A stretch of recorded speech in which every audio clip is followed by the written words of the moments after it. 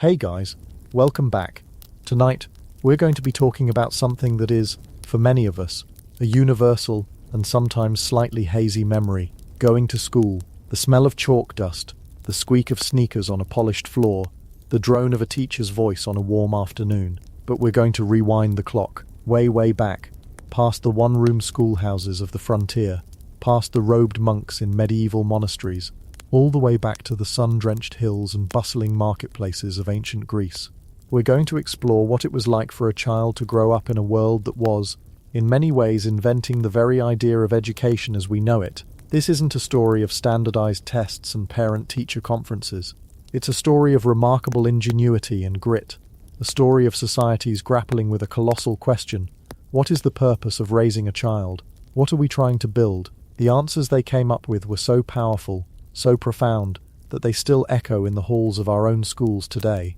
As always, if you enjoy what I do here, and only if you genuinely find it relaxing and interesting, I'd be grateful if you'd consider liking the video or subscribing to the channel. It really does help this quiet little corner of the internet grow, and I love hearing from you all, seeing this community of calm history fans scattered across the globe.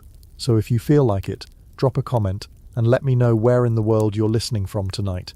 It's always incredible to see. Now though, it's time to settle in. Dim the lights, if you haven't already. Adjust your pillows, maybe pull a blanket up a little higher. Let the noise of the day begin to fade, and allow yourself to drift. There's nothing else you need to do right now, but rest and listen as we ease into tonight's journey together. Chapter 1. The Purpose of Paideia. Crafting the Ideal Citizen. Before we can even begin to imagine a Greek child sitting on a stool, struggling with a wax tablet, we have to understand what the adults in the room were trying to achieve, because for the Greeks, education wasn't just about learning your letters or how to do a bit of maths. It was a far grander, far more ambitious project. They had a special word for it, Paideia. It's a word that doesn't have a simple one-to-one translation into English. You could say it means education, but that's like calling the Grand Canyon a ditch. It's technically true, but it misses the scale of the thing entirely. Paideia was the entire process of raising a child into the ideal citizen. It was the cultural software they were trying to install. It encompassed everything, from literature and philosophy to gymnastics and music. It was the complete and total shaping of a human being to fit perfectly and productively within their society, their polis. Think of it this way. Today, we often see education as a pathway to a career, a means to personal success, a way to get a good job and a comfortable life. That's the end goal. The ancient Greeks would have found that idea, well, a little small, a little self-centered. For them, the individual and the state were inextricably linked. A healthy individual contributed to a healthy state, and a healthy state created the conditions for an individual to flourish. It was a feedback loop. So the ultimate goal of Paideia wasn't to create a successful accountant or a wealthy merchant. The goal was to create the perfect Athenian or the perfect Spartan. And those two ideals were about as different as they could possibly be. Let's start with Athens, the city we so often associate with the golden age of Greece. Athens was a bustling, chaotic, and often messy hub of democracy, trade, and philosophy. And for their grand social experiment of democracy to work, they needed a very specific type of citizen. They needed a person who was well-rounded, rational, and capable of participating in public life. The purpose of Athenian Paideia was to cultivate what they called arete. Again, here's another one of those beautiful, untranslatable Greek words. We often translate arte as virtue or excellence, and it is that, but it's more. It was the idea of reaching your maximum potential, of being the absolute best version of yourself you could be, morally, physically, and intellectually. It was about being an excellent public speaker, a courageous soldier, a wise juror, a thoughtful neighbor, and a physically fit human being, all rolled into one. It was a kind of lifelong, holistic pursuit of greatness in all areas of life, a personal Olympics of the soul. Why was this so crucial? Because in Athenian democracy, an ordinary citizen, provided he was male and not a slave, wielded real power. He would be expected to vote in the assembly on matters of war and peace. He might be chosen by lot to serve in the city's government. He would serve on juries, listening to complex legal arguments, and deciding a man's fate. If you're going to hand that kind of power over to thousands of average people, you'd better make sure they aren't easily fooled, emotionally unstable, or driven purely by self-interest. The entire system depended on a citizenry that was educated enough to see through a slick-talking charlatan, courageous enough to fight for the city, and virtuous enough to place the common good above their own personal gain. If the citizens were flawed, the state would crumble. So Athenian education was, in essence, a massive state-sponsored project in creating competent, trustworthy decision-makers. It wasn't a luxury, it was a matter of national security. The curriculum, which we'll explore in more detail later, was designed to build this ideal person brick by brick. They studied rhetoric and logic so they could articulate their arguments in the assembly and not be swayed by faulty reasoning. They studied the epic poems of Homer to learn about courage, honor, and the tragic consequences of human pride. They trained their bodies in the gymnasium not just for warfare, but for the ideal of a healthy mind in a healthy body. They learned music and poetry, not as mere hobbies, but because the Greeks believed that exposure to beauty and harmony would shape the soul itself, making it more orderly and balanced. The whole system was a kind of beautifully optimistic, if incredibly high-pressure gamble. It was a bet that you could, through careful instruction and cultural immersion, craft a human being who was fundamentally good, wise, and capable of self-governance. It was an education aimed at freedom, the freedom of the individual to reach their full potential, and the freedom of the city to govern itself without falling into tyranny or chaos.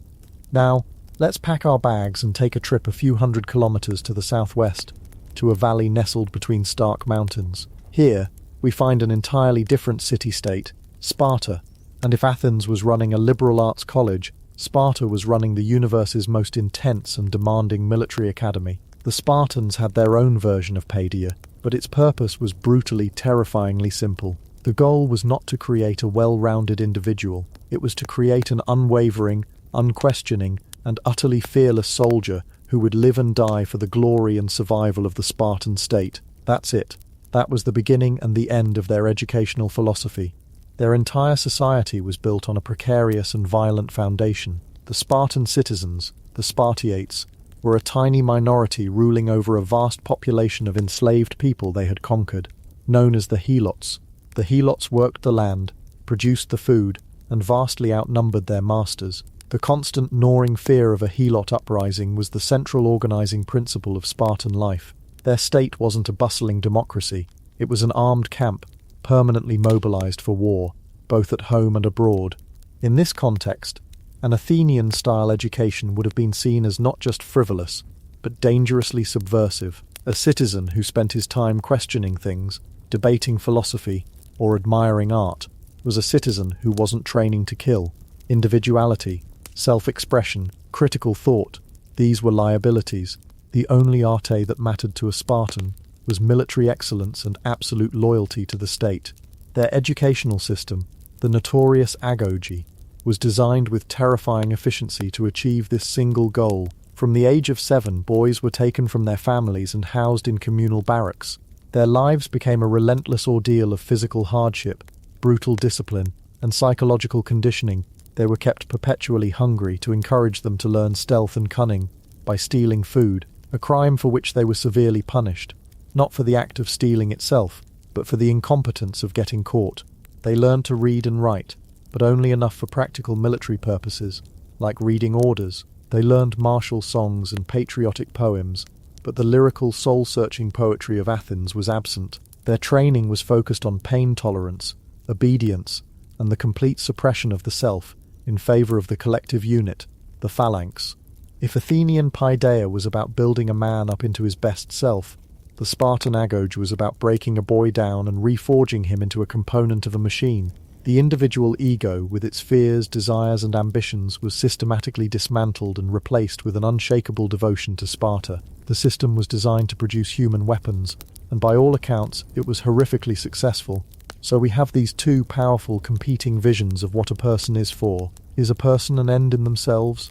A being of infinite potential to be cultivated for their own flourishing and for the enrichment of a free society? Or is a person a means to an end, a tool to be sharpened and perfected for the preservation and power of the state? This fundamental tension, this philosophical fork in the road, is where the great thinkers of the age come in, because they weren't just passively accepting these cultural systems, they were actively trying to understand and perfect them. They were writing the theoretical manuals for Paideia.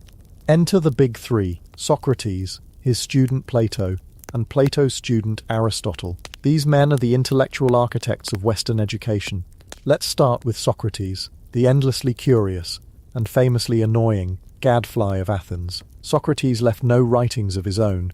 What we know of him comes primarily through the works of Plato, but his method, his approach to knowledge, was revolutionary. For Socrates, education was not about a teacher pouring information into the empty vessel of a student's mind. He famously claimed that he himself knew nothing. Instead, he believed that truth and wisdom were already latent within a person, and the teacher's job was to help bring them out. He called himself a midwife of ideas. His method, the Socratic method, was a process of relentless questioning. He would wander the agora, the marketplace of Athens, and engage prominent citizens in conversation about concepts they thought they understood, like justice, courage, or piety. Through a series of carefully targeted questions, he would inevitably lead them to a state of confusion, known as aporia, where they were forced to admit that their own beliefs were contradictory or unfounded. This probably didn't make him very popular at dinner parties, but for Socrates, this was the essential first step of learning. You cannot begin to seek the truth until you first realize your own ignorance. Education for him was the process of examining your own life, your own beliefs, and stripping away all the unexamined assumptions you've inherited from society. The famous Socratic maxim, "The unexamined life is not worth living," was his core educational principle. He wasn't trying to give people answers. He was trying to equip them with the critical thinking skills to find answers for themselves. This was a radical and profoundly democratic vision of education. It implied that anyone, from a powerful aristocrat to a humble craftsman, could, through rigorous self-examination, achieve moral insight. But it was also dangerous. In a city that depended on shared traditions and beliefs, a man who taught the youth to question everything could be seen as a profound threat, and indeed, the Athenians eventually charged Socrates with corrupting the youth and sentenced him to death. His fate is a stark reminder that education has always been a politically charged act. Socrates' most brilliant student, Plato, was deeply affected by his teacher's execution. He saw what could happen in a democracy when the people were guided by passion and ignorance rather than reason and wisdom. While he cherished Socrates' quest for truth, Plato was a more systematic thinker. He wanted to build a complete philosophical system that could not only explain reality, but also provide a blueprint for the perfect society, and by extension, the perfect educational program to create it. At the heart of Plato's philosophy is his theory of forms. This is a complex idea, but we can think of it like this. Plato believed that the physical world we perceive with our senses, the world of chairs, trees, dogs, and people, is not the real world. It's a world of imperfect, temporary, and decaying copies. It's like a shadow puppet show on the wall of a cave. The real world, for Plato, was a higher, eternal, and unchanging realm of perfect ideas, or forms. In this higher realm, there exists the perfect form of a chair, the perfect form of justice, the perfect form of beauty, and the ultimate, most important form of all, the form of the good. So for Plato, the entire purpose of education, the entire purpose of Paideia, was to turn the soul away from the distracting, deceptive shadows of the physical world and guide it towards the light of the eternal forms. It was a journey of the intellect and the spirit, from ignorance to enlightenment.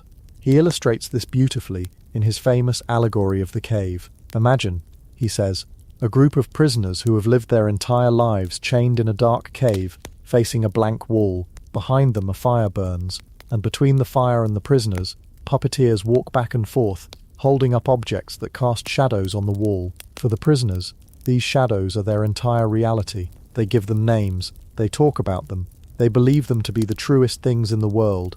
Now, imagine one prisoner is freed. He is forced to turn around and see the fire and the puppets. The light hurts his eyes, and he is confused. The objects themselves seem less real to him than the shadows he has known his whole life. Then he is dragged forcibly out of the cave and into the sunlight. He is blinded, pained, and overwhelmed. But gradually, his eyes adjust. He first sees reflections in the water, then the objects of the world themselves, then the moon and stars at night, and finally, he is able to look upon the sun itself. He understands that the sun is the source of all light and life, the cause of everything he sees. He has seen the truth. This, for Plato, is a perfect metaphor for education. We are all, in a sense, prisoners in the cave of our own sensory experience and unexamined opinions. Education is the painful, difficult ascent into the light of true knowledge, the world of the forms, The sun in the allegory represents the ultimate reality, the form of the good. The implications for society are immense. Who should rule the state? According to Plato, only those who have made it out of the cave, only the philosophers, those who have glimpsed the eternal forms of justice and goodness, are fit to govern. Everyone else is still staring at shadows. His ideal state, described in his masterpiece The Republic, is ruled by these philosopher kings, and the educational system he outlines is an incredibly rigorous, multi-decade program designed to identify and train these future leaders, filtering them through years of mathematics, logic and philosophy, until only the most intellectually capable remain. It's an elitist vision, to be sure, but it's one born from a deep-seated belief that governing is a skill, a form of knowledge, and that the state should be run by its most wise and virtuous citizens, not by the loudest or most persuasive. Then we have Plato's own greatest student, Aristotle, and if Plato was a visionary, a mystic gazing at a higher reality, Aristotle was a pragmatist, a biologist with his feet planted firmly on the earth. He studied at Plato's academy for 20 years, but his own philosophy was a departure from his masters. For Aristotle, reality wasn't in some other higher plane of existence. Reality was right here, in the observable, tangible world around us.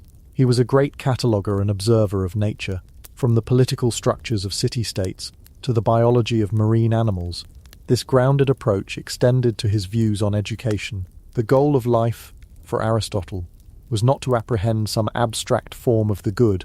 The goal was eudaimonia, another one of those big Greek words. It's often translated as happiness, but it's much richer than that. It's more like human flourishing, or living well and doing well. It's a state of being where you are actualizing your full potential as a human being, living a life of meaning and excellence. So, how do we achieve this state of flourishing? For Aristotle, the key was virtue, but his idea of virtue was much more practical than Plato's. He proposed what's known as the golden mean. The idea is that every virtue is a midpoint between two extremes, or vices. For example, the virtue of courage is the golden mean between the vice of cowardice, a deficiency of confidence, and the vice of recklessness, an excess of confidence. The virtue of generosity is the mean between stinginess and profligacy. Education, then, is the process of learning to find this mean in all aspects of life. And crucially, for Aristotle, this wasn't something you could just learn from a book. You become virtuous by doing virtuous things. It's a matter of habit. You become brave by habituating yourself to act bravely in frightening situations. You become temperate by repeatedly practicing self-control. It's like learning to play a musical instrument. You don't become a great flutist by reading a manual. You become one through endless hours of practice, until the right notes and fingerings become second nature. For Aristotle, education was a kind of moral conditioning, a training of the character. The teacher's job was to guide the student, using reason, to understand the mean, and then to create the conditions for the student to practice that virtue over and over again, until it becomes a stable part of their personality. It was about shaping desires and habits, not just intellects. A good person, for Aristotle, isn't just someone who knows what is good. They are someone whose character is so well formed that they naturally love what is good and take pleasure in acting virtuously. So here we have three towering figures, all grappling with the same central question of Paideia. Socrates, the questioner, who believed education was about igniting a critical spirit of self-examination. Plato, the visionary, who saw education as a journey of the soul, from the world of shadows to the light of eternal truth. And Aristotle, the pragmatist, who understood education as the careful, lifelong cultivation of virtuous habits that lead to a flourishing human life. These weren't just abstract academic theories. These ideas formed the very air that people breathed. They set the terms of the debate for what a Greek child's life should be. Should education aim for critical thinking, spiritual enlightenment, or practical virtue? Should it serve the individual, or should it serve the state? In Athens, you saw a blend of these ideas, a deep respect for Socratic questioning, a Platonic love of abstract reason, and an Aristotelian emphasis on practical citizenship. In Sparta, you saw the radical opposite, a system where the state was the only thing that mattered, and education was simply the forge used to hammer children into instruments of its will. This philosophical foundation, this deep and abiding concern with the why of education, is what makes the Greek approach so enduring. Before they ever decided what subjects to teach or how to build a classroom, they first asked the most important question of all: what kind of human being are we trying to create? And what kind of society do we hope they will build? Their answers laid the groundwork for a system of learning that would shape not just their own civilization, but the future of the entire Western world. Chapter 2.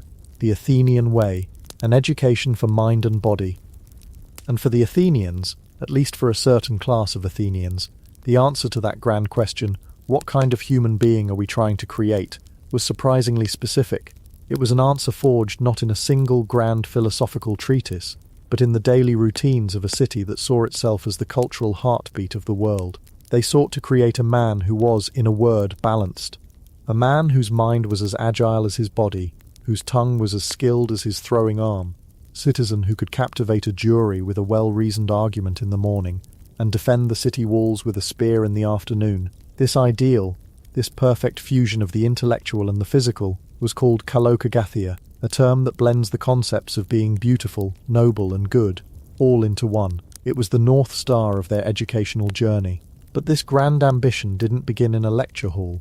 It began, as most things do, with a single, small step. The 7-year-old boy, from a family with enough drachmas to spare, being woken just before dawn. Our journey into the Athenian school day doesn't start in a classroom. It starts in a home, and with the appearance of a figure who is perhaps the most alien to our modern concept of education. He is not a teacher, he is not a tutor, he is the Paidagos. And you must understand, the Paidagos was not some kindly academic mentor. He was, in the stark reality of the ancient world, a slave, often an older man, perhaps a Thracian or a Syrian, captured in some long-forgotten war, chosen for his reliability and his stern demeanor rather than his intellect. His name literally means child leader, and that was his entire function. From the moment our young Athenian boy, let's call him Lycomedes, woke up, to the moment he returned home at dusk, the Paidagorkos was his shadow, his warden, his moral compass made flesh. Imagine you are 7 years old. From the moment you step out of your family's courtyard, a man with a long staff and a perpetually unimpressed expression is at your side. His hand rests on your shoulder, not necessarily with affection, but with a quiet, unyielding sense of control. His job, in essence, was to protect you from the world, and more importantly, to protect the world from you. He was your personal, very serious security detail, whose main job was to ensure you didn't become a public nuisance on the way to your lessons. The walk to school was, in itself, the first lesson of the day. Athens was not a quiet, sterile academic town. It was a bustling, chaotic, and often filthy city. The path led through the agora, the sprawling marketplace that was the city's chaotic heart, and the paid agora was your guide and your guard through this sensory onslaught. You would hear the clamour of merchants hawking their wares, shouting about the quality of their figs from Smyrna, the freshness of their fish from the Piraeus. The air would be thick with smells we can barely imagine, the sharp tang of olive brine from giant amphorae, the metallic scent of a blacksmith's forge, the dusty smell of wool, the undeniable odour of donkey dung on the unpaved streets, and the sweat of 1,000 unwashed bodies haggling under the Attic sun. Through all this the Paidagors walked with a steady, deliberate pace. He would ensure Lycomedes kept his eyes downcast, a sign of modest and proper upbringing. He would steer him clear of loud arguments, of boisterous sailors, of street performers and philosophers holding impromptu debates on street corners. If a friend called out, it was the Paidagors who would decide if the greeting was acceptable. His role was to be a living barrier, insulating the soft clay of a young boy's character from the corrupting influences of the common world. He taught etiquette, not through lectures, but through a constant silent pressure. How to walk, how to speak, who to acknowledge. He was the curator of the boy's public self. If you think having your parents drop you off at the school gate is a bit much, imagine them sending a full-time chaperone who watches your every move and reports every minor infraction back to your father. It was a world of intense scrutiny.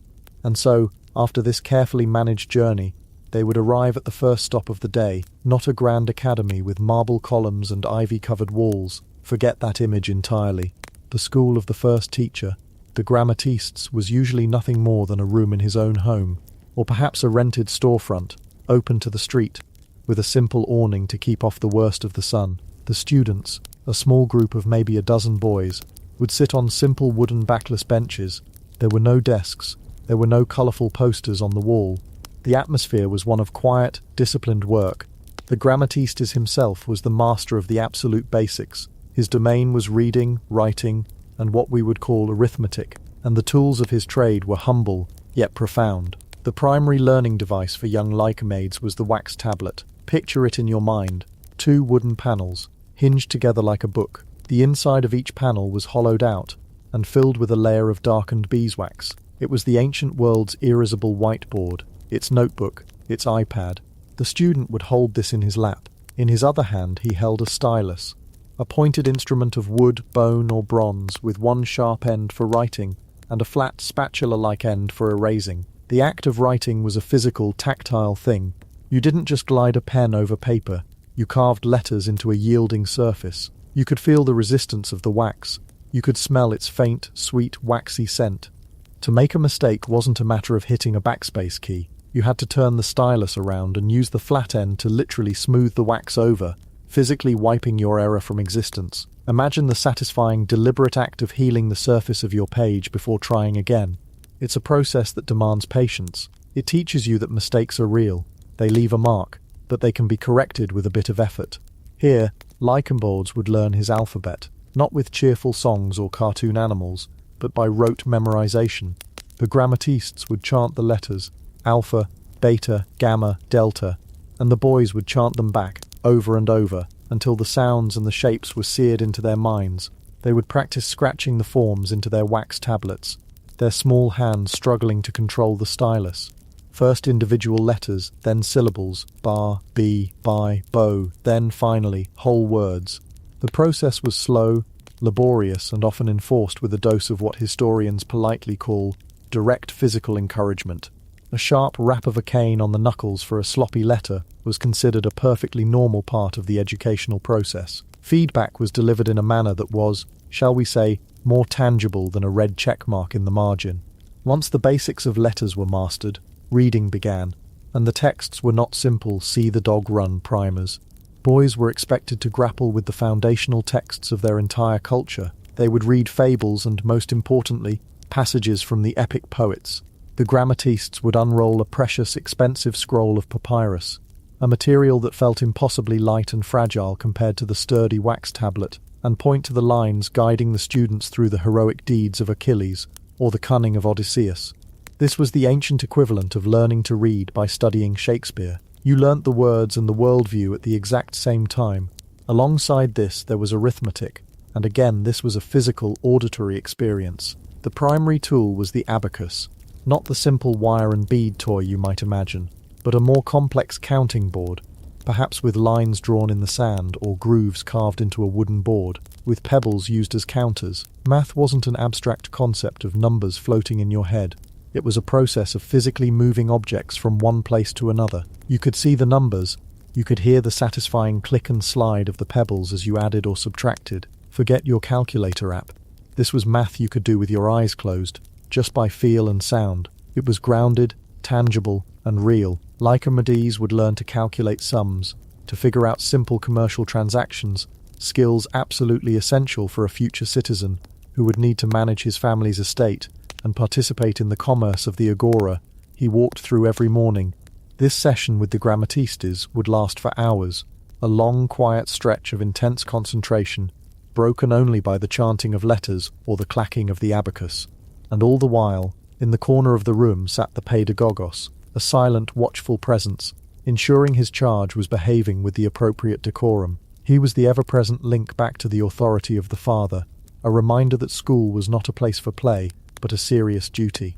When the morning's lessons in letters and numbers were complete, it was time for the next stage of the day's education. Lycomaids, still under the watchful eye of his Paidagogos, would be led to the house of another teacher, the Catharistes, and if the grammates was responsible for the boy's practical mind, the Catharistes was responsible for his soul. His domain was mousike, a word that we translate as music, but which for the Greeks meant something much broader, the art of the muses. This included not just music, but poetry, dance, and the entire cultural and ethical heritage of their civilization.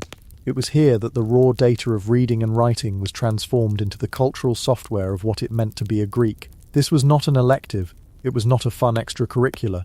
In the Athenian mind, a man who could not appreciate poetry and music was considered uncultured, incomplete, and not entirely civilized. He was a barbarian in a citizen's tunic. The school of the Catharistes might be another simple room, but it was filled with a different kind of energy. The centerpiece of the room, and of the lesson, was the lyre. This was the instrument of Apollo, the god of music and reason. Describe it to yourself. A soundbox, often made from the polished shell of a tortoise, with two curved arms of wood or horn reaching up, connected by a crossbar. Stretched from the crossbar down to the soundbox were 7 strings, typically made of tautly stretched sheep gut. It wasn't an instrument of great volume, but its sound was clear, resonant, and deeply evocative. Lycomedes would be taught to hold the lyre, to cradle it in his arm. He would learn how to pluck the strings with a plectrum held in his right hand, and how to dampen or mute strings with the fingers of his left. He would learn the different musical modes, the Dorian, the Phrygian, the Lydian, each of which was believed to have a profound and direct effect on a person's character. The stern and martial Dorian mode was thought to build courage, while others might be seen as inspiring passion, or even leading to weakness and lax morals. They believed music could literally shape your soul, making this part of education a kind of ethical and emotional engineering. But the lyre was rarely played alone. Its primary purpose was to accompany the voice, and the words they sang were the most important words in their world. The epic poetry of Homer and Hesiod. This is a point that is almost impossible for us to overstate. The Iliad and the Odyssey were not just dusty old books on a shelf. They were the Bible, the history textbook, the national constitution, and the ultimate guide to ethics and morality, all rolled into one. To be an educated Athenian was to have the verses of Homer flowing through your veins. So the Catharistes would not just teach them to read the words, he would teach them to perform them. They would learn to chant the long rolling lines of dactylic hexameter, the rhythm of the lyre providing a steady pulse beneath the words. They would memorize vast, staggering chunks of the text, not just a few famous lines, but entire books. Imagine a modern education where instead of writing an essay on a novel, you were expected to recite 3 full chapters from memory, with musical accompaniment, before you were even a teenager. Through these recitations, Lycomedes would learn everything. He would learn about the gods and their fickle, terrifying power. He would learn about the heroes, the rage of Achilles, the tragic nobility of Hector, the endless clever resourcefulness of Odysseus. These characters became his role models, his cautionary tales. He learned about Xenia, the sacred duty of hospitality.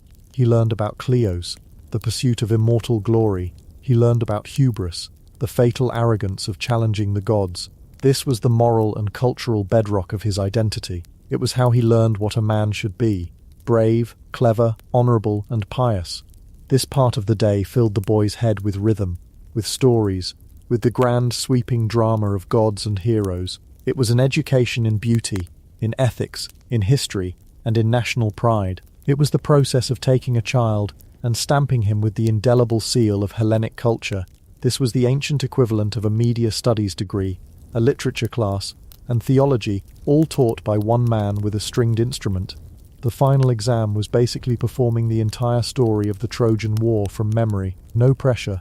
After nourishing the mind with letters and the soul with poetry, the Athenian curriculum turned to the final, and equally important, pillar of a young man's development, his body. The day was not yet over. The Paidagogos would lead his young charge from the enclosed spaces of the teachers' homes out into the bright open air of the palastra. The palastra was the wrestling school, and it was the heart of physical education. But again, erase any modern image you might have of a school gymnasium. The palastra was typically a large open-air courtyard, its ground covered in fine sand or dirt, surrounded by colonnades to provide shade. It was a place of sun, dust, and sweat. It was both a school and a social club, a place where boys and young men would spend their afternoons training, but also talking, socializing, and absorbing the currents of public life. Upon arriving, the first thing Lycomedes would do is strip, completely. The dress code for the palastra was simple, and to our modern sensibilities, startling. There wasn't one. The Greeks exercised in the nude. This wasn't seen as shameful or immodest. It was a fundamental part of their culture. It was practical. It allowed for complete freedom of movement, and it was tied to their deep aesthetic appreciation for the perfected male form. It fostered a sense of equality, without the markers of fine clothes. Every boy was judged simply on his physical prowess and character. Before the exercises began, there was a ritual of preparation. Each boy would have a small flask of olive oil. He would pour the oil into his palm and methodically rub it all over his body. from his neck and shoulders down to his ankles. The oil protected the skin from the sun and the dust, and it was also believed to warm and supple the muscles. The air in the palestra would have carried the heavy, earthy scent of oil and warm skin. Once oiled, the training would begin under the guidance of the Paideia tribes, the physical trainer. His job was to sculpt the boy's body, just as the other teachers sculpted his mind. The curriculum was based on the 5 core events of the pentathlon, considered the foundation of all physical skill. There was running, sprints, and long-distance races in the hot sun, building stamina and speed. There was the long jump, practiced with the use of stone or lead weights called halters, which the jumper would swing forward to increase his momentum. There was the javelin throw, learning to hurl a light spear with accuracy and force. And there was the discus, a heavy bronze disc that required immense strength, timing, and grace to launch into the air, an act immortalized in the famous statue of the Discobolus. But the crown jewel of the palestra was wrestling, pale. It was considered the ultimate test of skill, strength, and strategy. Boys would be paired off in the sandpit and would grapple, trying to throw their opponent to the ground. It was a sport that required not just brute force, but a knowledge of balance, leverage, and timing. It taught them discipline, resilience, and the ability to think under intense physical pressure. All of these skills, running, jumping, throwing, wrestling, were not just for sport. They were the foundational skills of the citizen soldier. Athens relied on a citizen militia for its defense, and every able-bodied man was expected to be ready to serve. The palestra was, in a very real sense, the prep school for the battlefield. It forged bodies that were strong, agile, and capable of enduring the hardships of a military campaign. The training was grueling, conducted under the relentless Attic sun. The boys' oiled bodies would become caked in a layer of sand and dust. And at the end of the session came another ritual, one that is perhaps even stranger to us than exercising in the nude. Each boy had a tool called a strigil. It was a curved blade of bronze or iron, not sharp, but designed for scraping. After his workout, Lycomedes would take his strigil and systematically scrape the accumulated mixture of oil, sweat, dirt, and dead skin from his entire body. This grime, known as gluteus, was sometimes collected and used for medicinal ointments. It was a unique form of exfoliation that we have, perhaps wisely, chosen not to continue in modern fitness clubs. After scraping, there would be a final rinse with cold water from a basin. This entire process was the physical manifestation of the ideal of Kalokagathia. The work of the Paideia tribes was seen as being in perfect harmony with the work of the Grammatistes and the Kitharistes. A brilliant mind in a weak body was an imbalance. A powerful body with an uncultured mind was a brute. The goal was the synergy of both. They were creating a citizen who was a complete package, articulate, cultured, and physically formidable. A man who was beautiful in both form and thought. As the sun began to dip lower in the sky, casting long shadows across the palestra, the long school day would finally come to an end.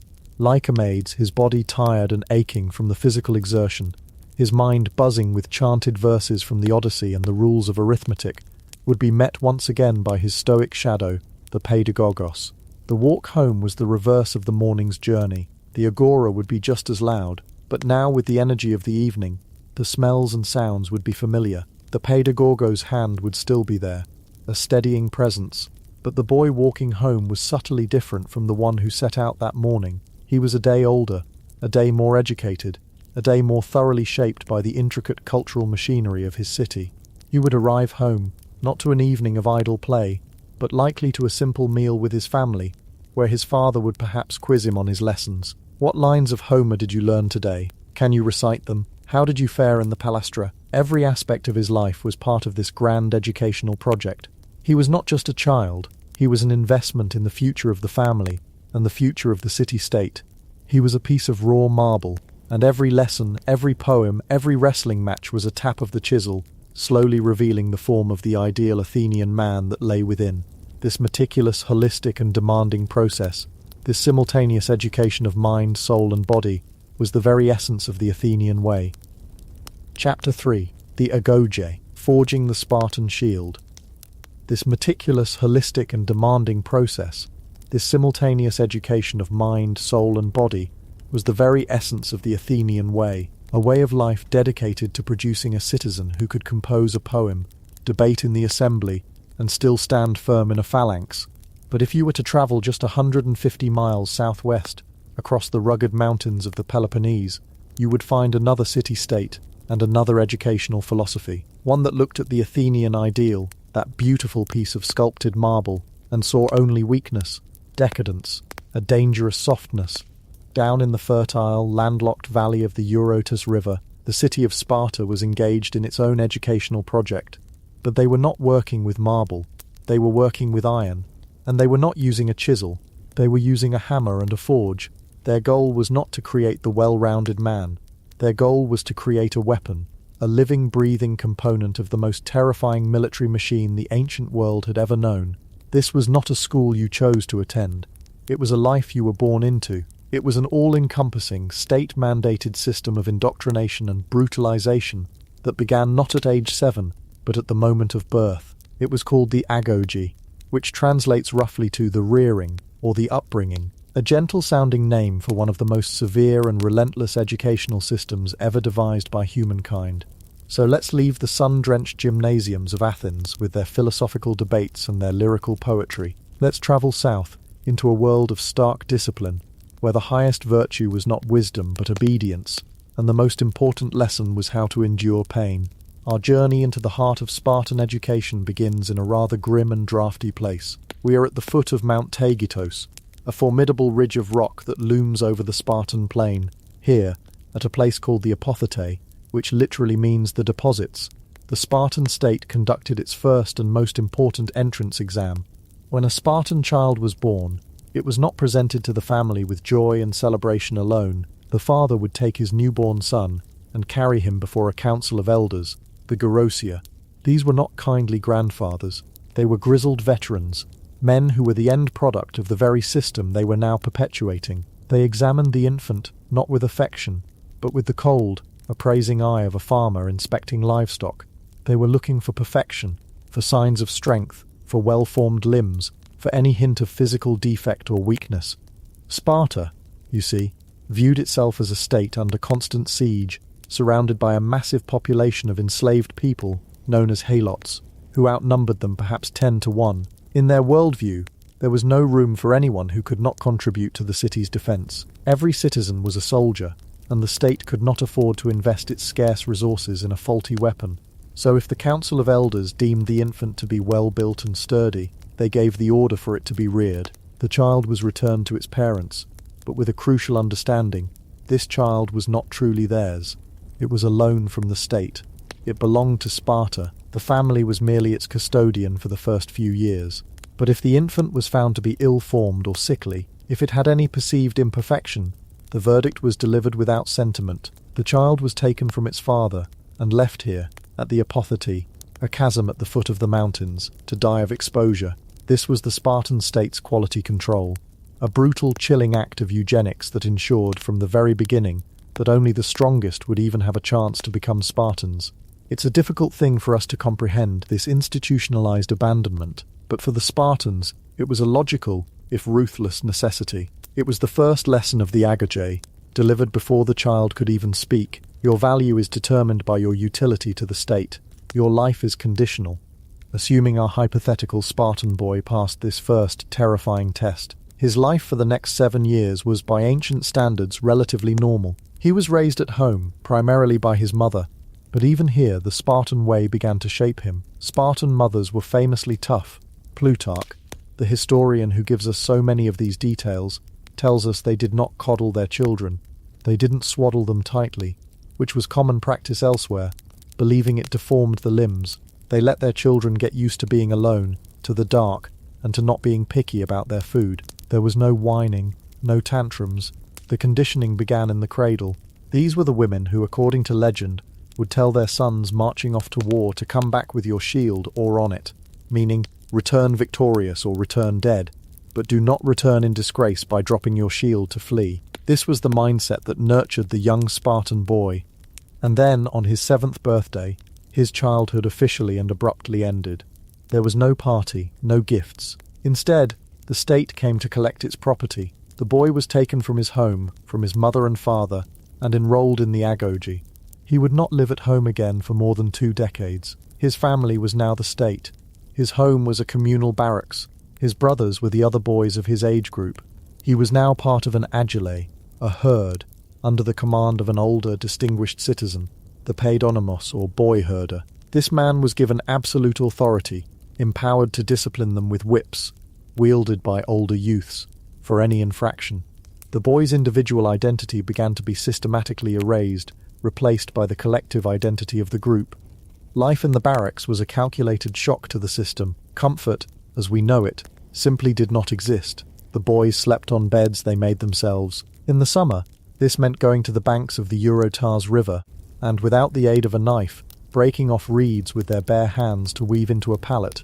In the winter, they were allowed to add a little thistledown, a small concession to the biting cold, but it was still a far cry from a warm bed. They were given one garment to wear for the entire year, a single rough woolen cloak called a phoinicus, dyed a distinctive crimson. It was worn in the freezing winters and the baking summers. Shoes were a luxury they were denied. They were expected to go barefoot at all times, to harden their feet, to make them better able to climb and run over any terrain. Their heads were shaved. They were taught to endure, to be impervious to the elements. If you think your bedroom is a little chilly at night, imagine sleeping on a pile of damp reeds on a dirt floor, with nothing but a single cloak, as the mountain winds whistle through the cracks in a stone barracks. The cold itself was a teacher, a constant nagging presence that taught the lesson of toughness every single second of the day. And then there was the food, or rather, the distinct lack of it. The rations provided by the state were intentionally, systematically insufficient. The boys were kept in a state of perpetual hunger. The most famous Spartan dish, which they would eat for most of their lives, was the notorious mela zomos, or black broth. We don't know the exact recipe, but it was supposedly made from boiled pig's legs, blood, salt and vinegar.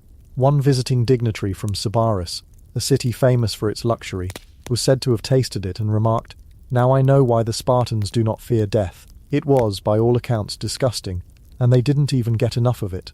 This institutionalized starvation had a twofold purpose. First, the Spartans believed it made the boys grow taller and healthier. More importantly, it was a core part of their education. Since the state did not provide enough food, the boys were expected to supplement their diet through other means.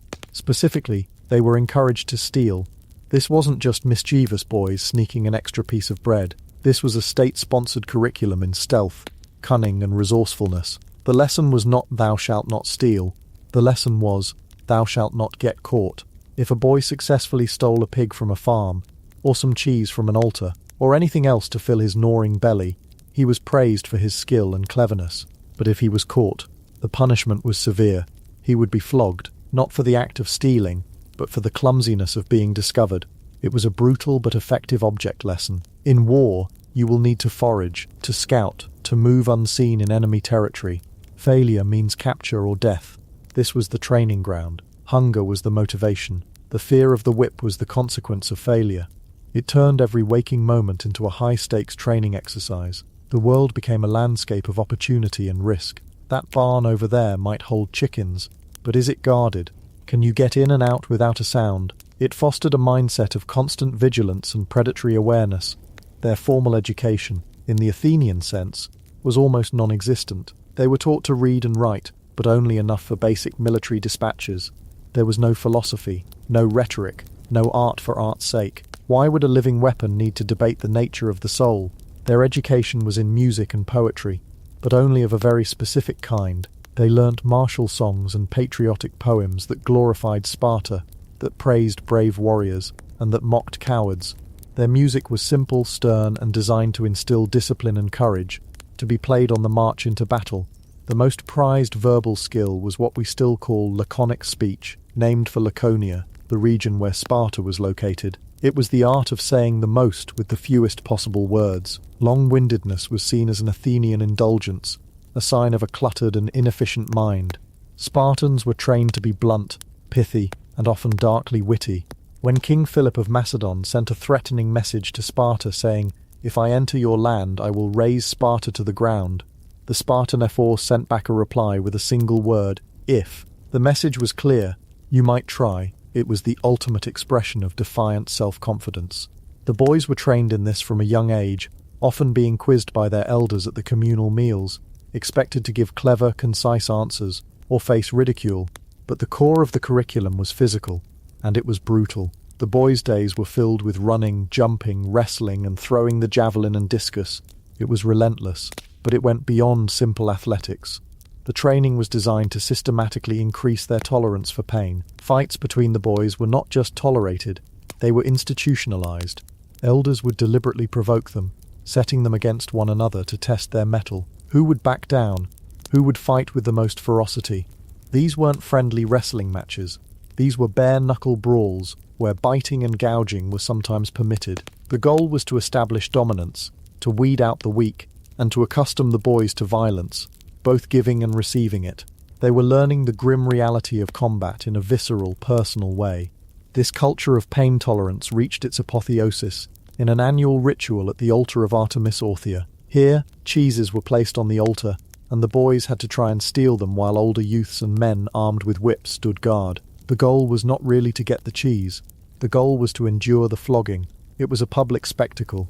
Boys would be whipped, sometimes to the point of death, and they were expected to bear it in silence without crying out. To show any sign of pain was a source of deep shame. To endure it bravely brought immense honor to the boy and his family. Cicero, the Roman orator, later wrote of seeing boys at this ritual who were whipped until they died rather than admit defeat. This is what it meant to be educated in Sparta. It was a process of systematically breaking down the individual's fear, ego, and desire for comfort, and rebuilding him as a hardened, unthinking cog in the Spartan war machine. Every aspect of his life was controlled, every moment a test. As the boys grew older, the training became more specialized and more deadly. Sometime in his late teens, a promising young Spartan might be selected for the Cryptora. This is one of the most mysterious and sinister aspects of the Agoge. The word means the secret thing, or the hiding. Members of the Cryptora were sent out into the countryside, armed with only a dagger, and instructed to live off the land. They were to hide during the day and travel by night. Their mission was terrifyingly simple: to terrorize and murder the Helot population. They were state-sanctioned death squads, tasked with assassinating any Helot who showed signs of leadership, physical strength, or defiance. It served a dual purpose. It kept the vast restive slave population in a constant state of fear, a practice of preemptive decapitation of any potential rebellion. And for the young Spartan, it was the ultimate graduation exercise. It was his first kill. It was a transition from enduring pain to inflicting death, from being the hunted to being the hunter. It was the final brutal step in forging him into a killer. At the age of 20, the Spartan male graduated from the Agoge. He was now a full-fledged soldier, but his education was not over. He was still not a full citizen. He was required to join a systikia, a common mess hall or dining club of about 15 men. This would be his new family. He would eat every meal with these men for the rest of his active military life. It was here that the bonds forged in the barracks were solidified into the unbreakable loyalty of a military unit. These were the men he would stand next to in the phalanx. He would live and die for them, and they for him. He was allowed to marry, but even this was subject to the state's control. He couldn't live with his wife. He had to continue sleeping in the barracks with his messmates. To see his wife, he had to sneak out at night and be back before dawn, like an adulterer in his own home. This was to ensure his primary loyalty remained with his comrades, not his wife. It was to keep him hard, to prevent him from going soft in the comfort of a domestic life. It was only at the age of 30 that he was finally permitted to live at home with his family and become a full citizen with the right to vote in the assembly. But he still had to eat his evening meal in the common mess hall until he was 60 years old and retired from military service. The Agoge never truly ended. It was a lifelong commitment. The boy taken from his home at 7 was, in a very real sense, still in the barracks at 50. The system had so completely subsumed his identity that he barely existed outside of it. He was a Spartan, nothing more, nothing less. Now, it's easy to look at this system and see only its monstrous brutality, and it was brutal. But there is a strange and radical exception to the story of Spartan austerity and male dominance, and that is the education and status of Spartan women. While the Athenian girl was hidden away indoors, taught only how to spin wool and manage a household, and given no formal education, the Spartan girl was out in the sun. In a revolutionary departure from the rest of the Greek world, Sparta believed that strong mothers produced strong sons. If the state's primary product was elite soldiers, then the means of production, the women, had to be of the highest quality as well. And so Spartan girls underwent their own version of the Agoge. It was not as violent or as all-encompassing as the boys' system. They lived at home, for instance, but it was radical for its time. They were organized into bands and received a state-supervised education, and that education was, like the boys, overwhelmingly physical, while Athenian women were wrapped in layers of cloth and expected to be pale and unseen. Spartan girls were famous for their short tunics, which scandalized other Greeks, and their tanned, athletic bodies. They competed in running, wrestling, throwing the discus, and the javelin. They exercised, often in the nude, just as the boys did. They were not being trained to be soldiers, but they were being trained to be the mothers of soldiers. The physical fitness was believed to ensure they would survive childbirth and produce healthy, robust infants who would pass that first crucial test at the apotheke. But their education wasn't only physical. They were also taught music, dancing, and to sing choral poems at religious festivals. They were known for being just as sharp-tongued and witty as the men. Unlike their Athenian counterparts who were legally dependents of their fathers or husbands, Spartan women could own and inherit property. In fact, by the classical period, women owned somewhere between a third and 2/5 of all land in Sparta, giving them a degree of economic power and independence that was simply unthinkable anywhere else in Greece. They were expected to be fierce and politically minded, the guardians of Spartan virtue at home while the men were away. They were not considered a distraction from a man's duty. They were an integral part of it. The health of the state depended on their strength, their discipline, and their loyalty to the Spartan ideal. So when we compare the school days of an Athenian and a Spartan, the contrast couldn't be more stark. The Athenian boy's life was a curriculum designed to create a man of the mind and the body, an individual who could contribute to a vibrant, argumentative, and creative culture. He was a piece of marble, carefully shaped to be beautiful and balanced from every angle. The Spartan boy's life was a production line. He was a piece of iron ore, thrown into the furnace of the Agoge at age 7. He was heated, hammered, and quenched in the icy waters of deprivation and pain, over and over again. Every trace of individual weakness or desire was burned and beaten out of him, until what remained was no longer a boy but a Spartan, a shield for the state. A perfectly crafted, unthinking, unfeeling instrument of war, utterly devoted, and terrifyingly effective. His education wasn't about fulfilling his potential as a human. It was about subordinating his humanity to the needs of the collective, a collective that saw survival as a perpetual state of war. It was, in its own grim way, a masterpiece of social engineering, and the results would echo across the battlefields of the ancient world. Chapter 4. The Gymnasium, Crucible of the Elite. But not every Greek city-state believed the ideal man was merely an instrument. Across the Peloponnese in places like Athens, a different, and in many ways more complex idea was taking shape. They too believed in a strong body, but they asked a radical question. What was that body for? Was it merely a vessel for violence, a cog in a military machine, or was it something more? Was it the temple for a mind that could reason, persuade, and lead, not just on the battlefield, but in the chaos of the public assembly?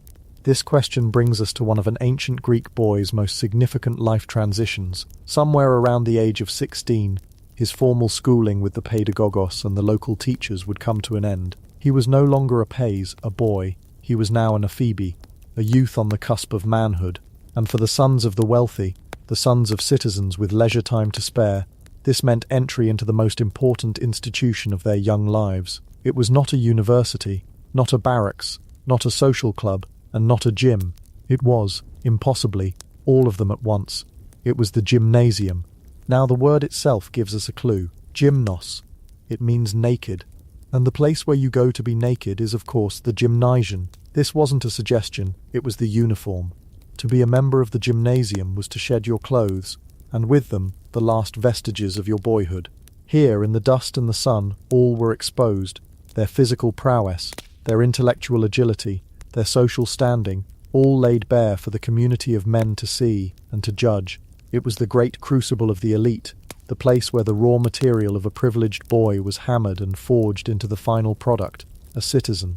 Let's imagine you are one of these youths, stepping into the gymnasium for the first time. The first thing that hits you isn't a sight, but a smell. It's a uniquely Greek perfume, a blend of dust, sweat, and olive oil. The oil is everywhere.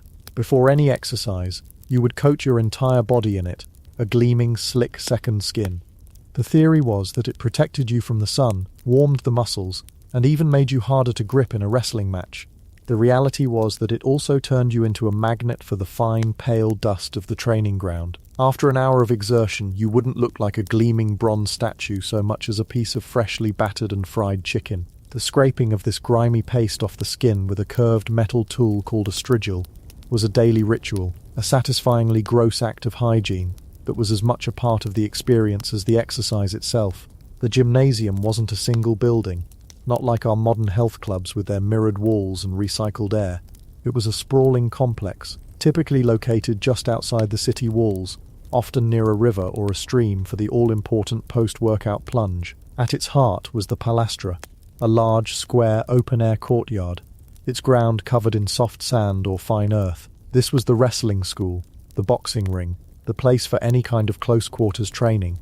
You'd hear the slap of skin on skin, the thud of bodies hitting the sand, the sharp grunts of exertion, and the low murmur of a trainer offering advice. Surrounding this central court would be a series of colonnades, covered porticos called zistoi. These were the architectural masterstroke of the gymnasium. They provided shade from the relentless Mediterranean sun, allowing for activity to continue even in the heat of the day. But they were more than just giant verandas. Within these shaded walkways, you'd find the intellectual heart of the place. You would see men not just training their bodies but exercising their minds. Here, in one corner, a group of youths might be gathered around a visiting sophist, a professional teacher of wisdom, who for a hefty fee would teach them the art of rhetoric. He'd be showing them how to construct an argument, how to tear down an opponent's logic, how to use wit and wordplay to sway a crowd. This wasn't an abstract academic exercise.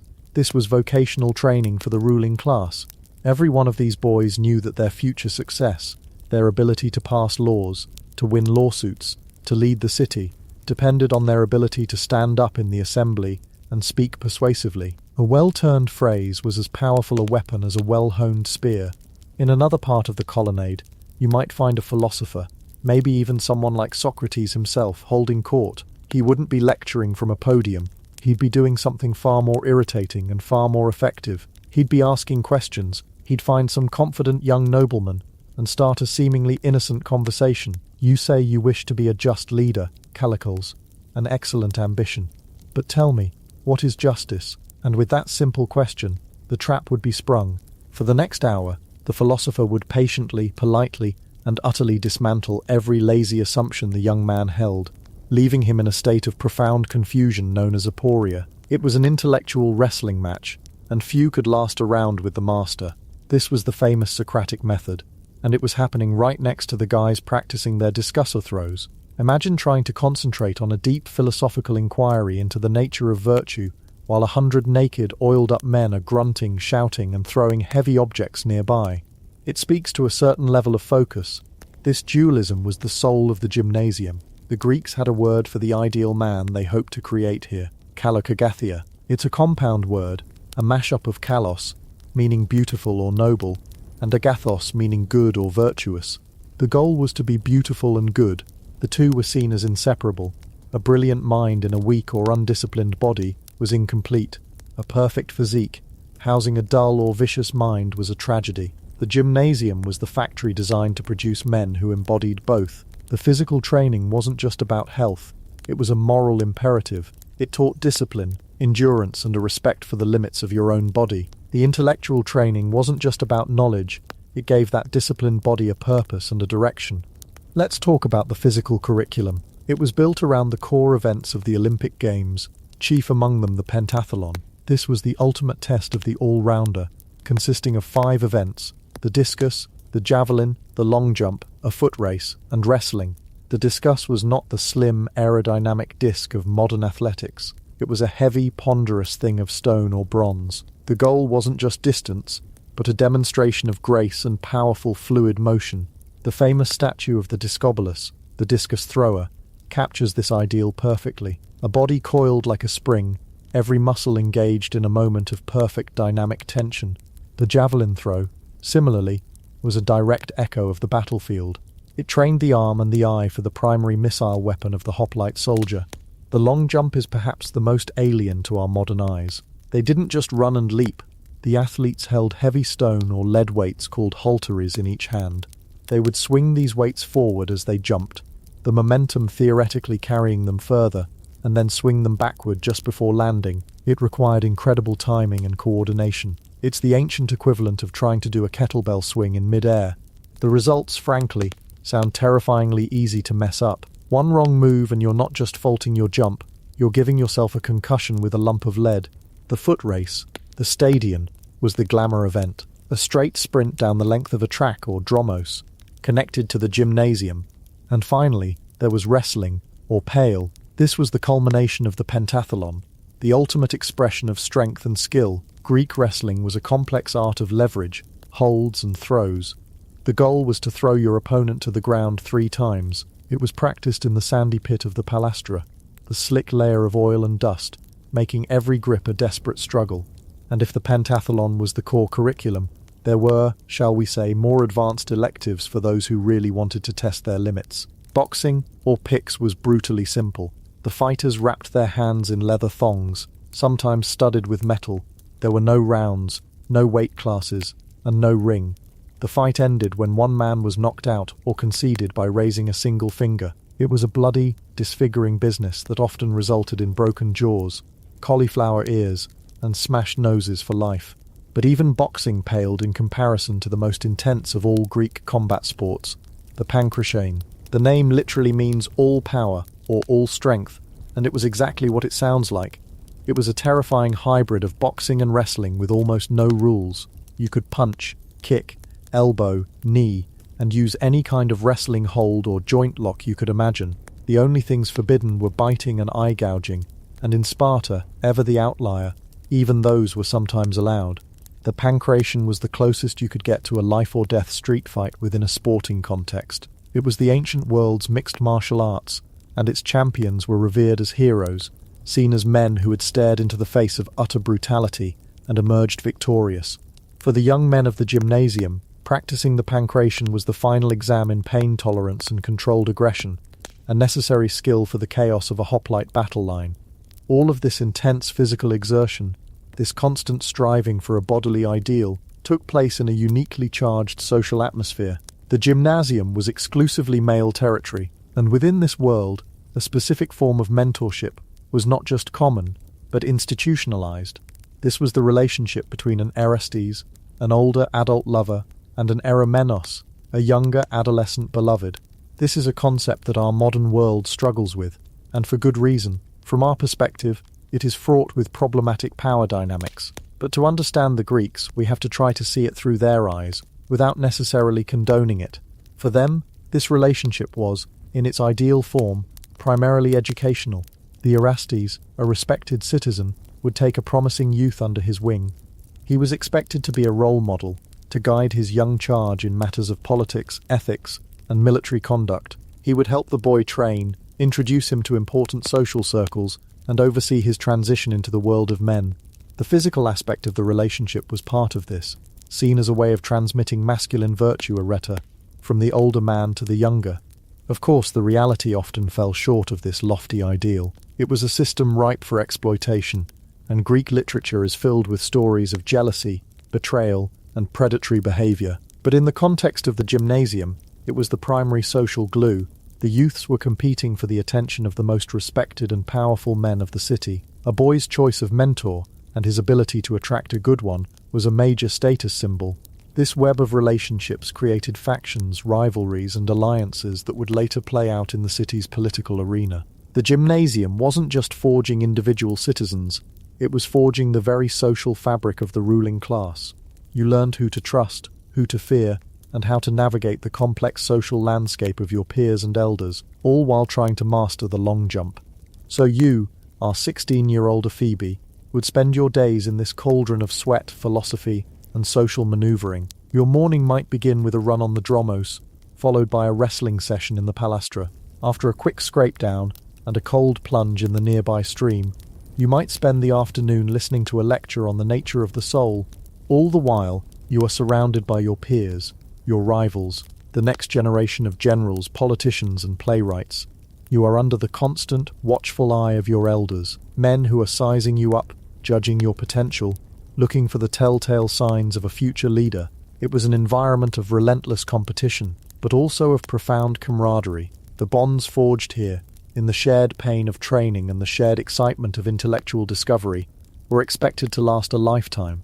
These were the men you would one day stand shoulder to shoulder with in the phalanx, the men you would argue with in the assembly, the men who would be your allies and your adversaries for the next 50 years. The gymnasium was their shared point of origin, their common language. This system was, by its very nature, deeply exclusive. It was a luxury. It required leisure time, something utterly alien to the farmer whose son was needed in the fields, or the potter whose son was needed in the workshop. The gymnasium was a walled garden for the aristocracy and the wealthy citizenry. It reinforced the class structure by providing the sons of the elite with a bespoke education in how to rule, giving them the physical confidence, the intellectual tools, and the social connections necessary to maintain their grip on power. It created a class of men who not only believed they were fit to lead, but had spent their entire adolescence in an institution designed to prove it to them and to each other. As the sun began to dip lower, casting long shadows across the colonnades, the activities would wind down. The scrape of the strigil would echo through the bathing areas. Conversations would become softer, more intimate. Plans would be made for the evening symposium, the famous Greek drinking party, which was in many ways the postgraduate course to the gymnasium's undergraduate degree. Stepping out of the gymnasium at the end of the day, coated in a fresh layer of oil to soften your skin, you would feel a profound sense of exhaustion and exhilaration. Your muscles would ache from the wrestling, your mind would be buzzing with new ideas about the definition of piety, and your social senses would be tingling from navigating the day's subtle politics. You weren't just a student leaving school, you were an apprentice citizen leaving the workshop. You were leaving the Crucible, a little stronger, a little sharper, a little more polished than when you entered, and you knew you would be back tomorrow, to be heated and hammered once again, all in the relentless pursuit of that elusive ideal, to be both beautiful and good. This was the higher education of ancient Greece, a holistic, all-consuming process that aimed to shape not just the mind, but the man himself, preparing him for a life of leadership in a world that demanded both a philosopher's intellect and a warrior's resolve. Out of this very culture, this fusion of physical and mental training grounds, would emerge the world's first true universities, Plato's Academy and Aristotle's Lyceum, both of which were not coincidentally founded in and named after Athenian gymnasia. The world of pure thought was about to be born, and it was born here, in the dust, sweat and oil of the training ground. Chapter 5. The Tools of Knowledge, Material Culture of Learning. But for every hour spent in that sun-drenched arena, slick with oil and honest sweat, there were countless others spent in the quiet, cramped spaces where the other kind of training took place. The world of pure thought, born in the gymnasium, had to be nurtured somewhere else. It had to be written down, calculated, recited, and practiced. And for that, the Greek boy had to leave the grand, open architecture of the palastra and enter a world that was far less impressive and far more difficult. He had to pick up the tools of his trade, and these tools were not the gleaming discus or the perfectly balanced javelin. They were humble, frustrating, and profoundly influential. So let's step away from the wrestling pits and the running tracks.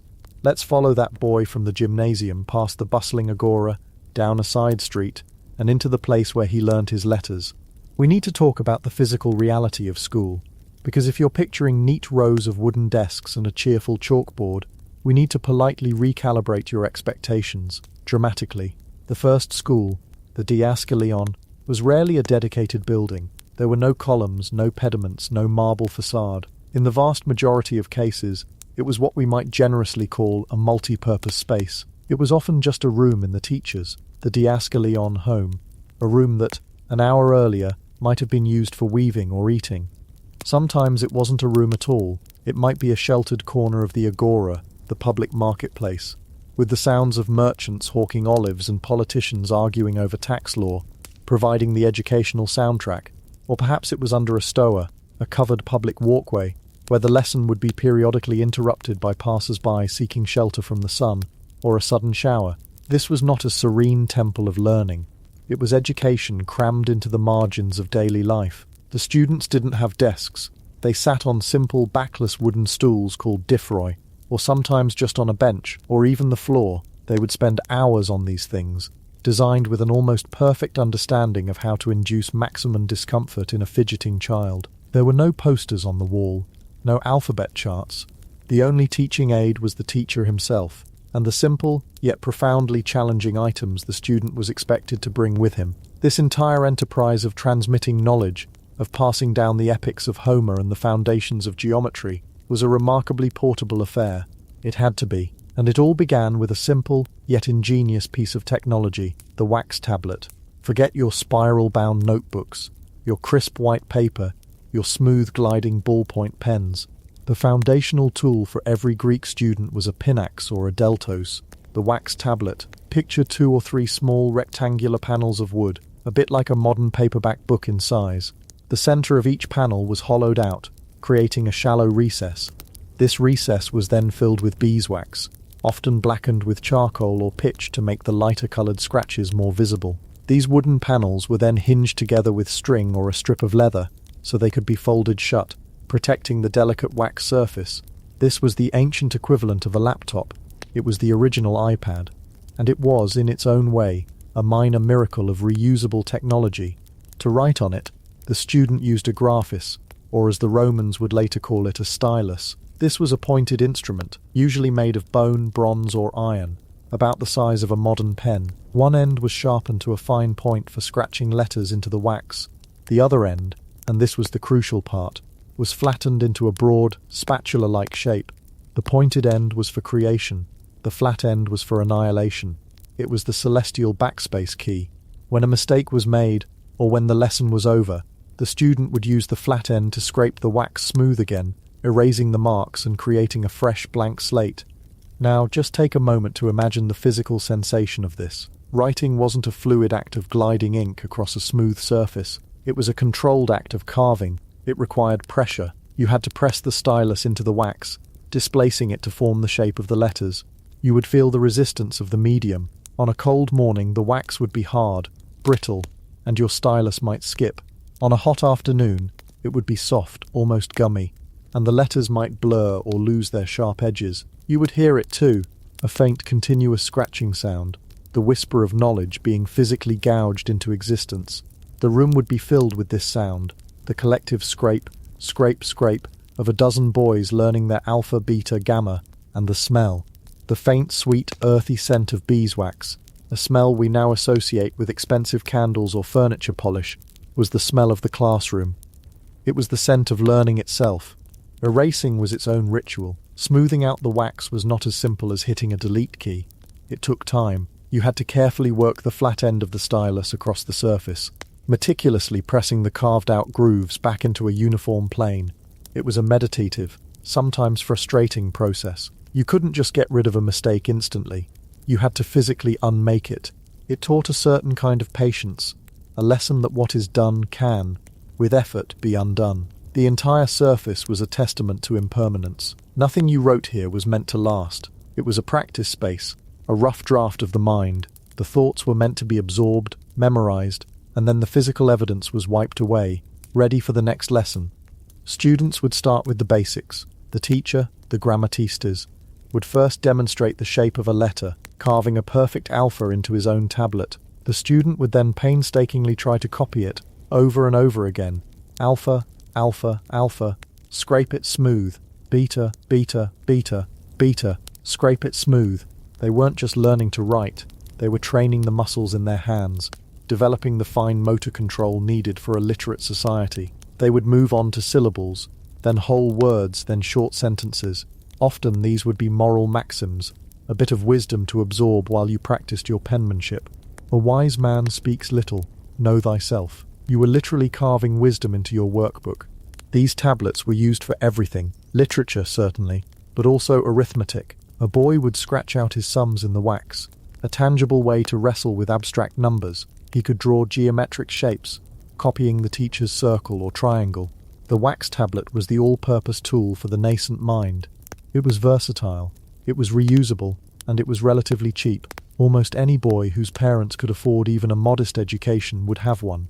It was his constant companion, tucked into a leather satchel, carried to and from school by his personal attendant, the Paidagogos. It was his portal to the world of the intellect, and it was made of wood and bee leavings. But the wax tablet had a fundamental limitation. It was temporary. It was for practice, not for posterity. When a work was deemed important enough to preserve, a poem, a philosophical treatise, a legal document, a letter, you graduated to a far more advanced and astronomically more expensive medium papyrus. If the wax tablet was the student's notepad, the papyrus scroll was the library's hard drive, and it was a luxury item. Papyrus wasn't grown in Greece. It was a reed that grew almost exclusively in the marshy delta of the Nile River, in Egypt. The process of turning it into a writing surface was a closely guarded Egyptian trade secret for centuries. It involved harvesting the reeds, peeling the outer rind, and then slicing the inner pith into thin strips. These strips were laid out in two layers, one horizontal and one vertical, like a kind of primitive plywood. They were then soaked in water, pressed together under immense weight, and left to dry in the sun.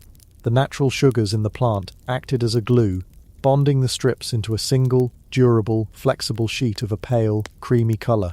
These sheets, called collimata, were then polished smooth with a stone or shell and glued together end to end to form a long roll or biblos. To a Greek boy, a fresh roll of papyrus was an object of immense value. This wasn't something you doodled on. This wasn't for practicing your letters. A standard roll could cost more than a sheep. A finely made one could be worth a cow. A library of scrolls, like the one Aristotle would later assemble, was a treasure on par with a fleet of ships or a vault of gold. This economic reality shaped the entire culture of knowledge. Books were not personal possessions for the average person. They were rare, precious artifacts. It's why memorization was the single most important intellectual skill. You didn't own the Iliad. You were lucky if you got to see a complete copy. You were expected to commit vast passages of it to memory, to store it in your own mind, the only library you would ever truly own. When a student was advanced enough to be trusted with papyrus, the writing tools changed as well.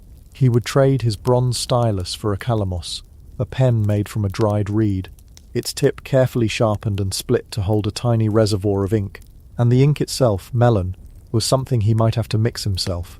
It was a simple but effective concoction. Soot, usually scraped from the bottom of cooking pots or from oil lamps, was mixed with a binder, typically gum arabic, a hardened sap from the acacia tree. This was dried into a small cake. To write, you would dip your reed pen in water and then rub it on the cake, creating a small amount of liquid ink, much like using a modern watercolor set.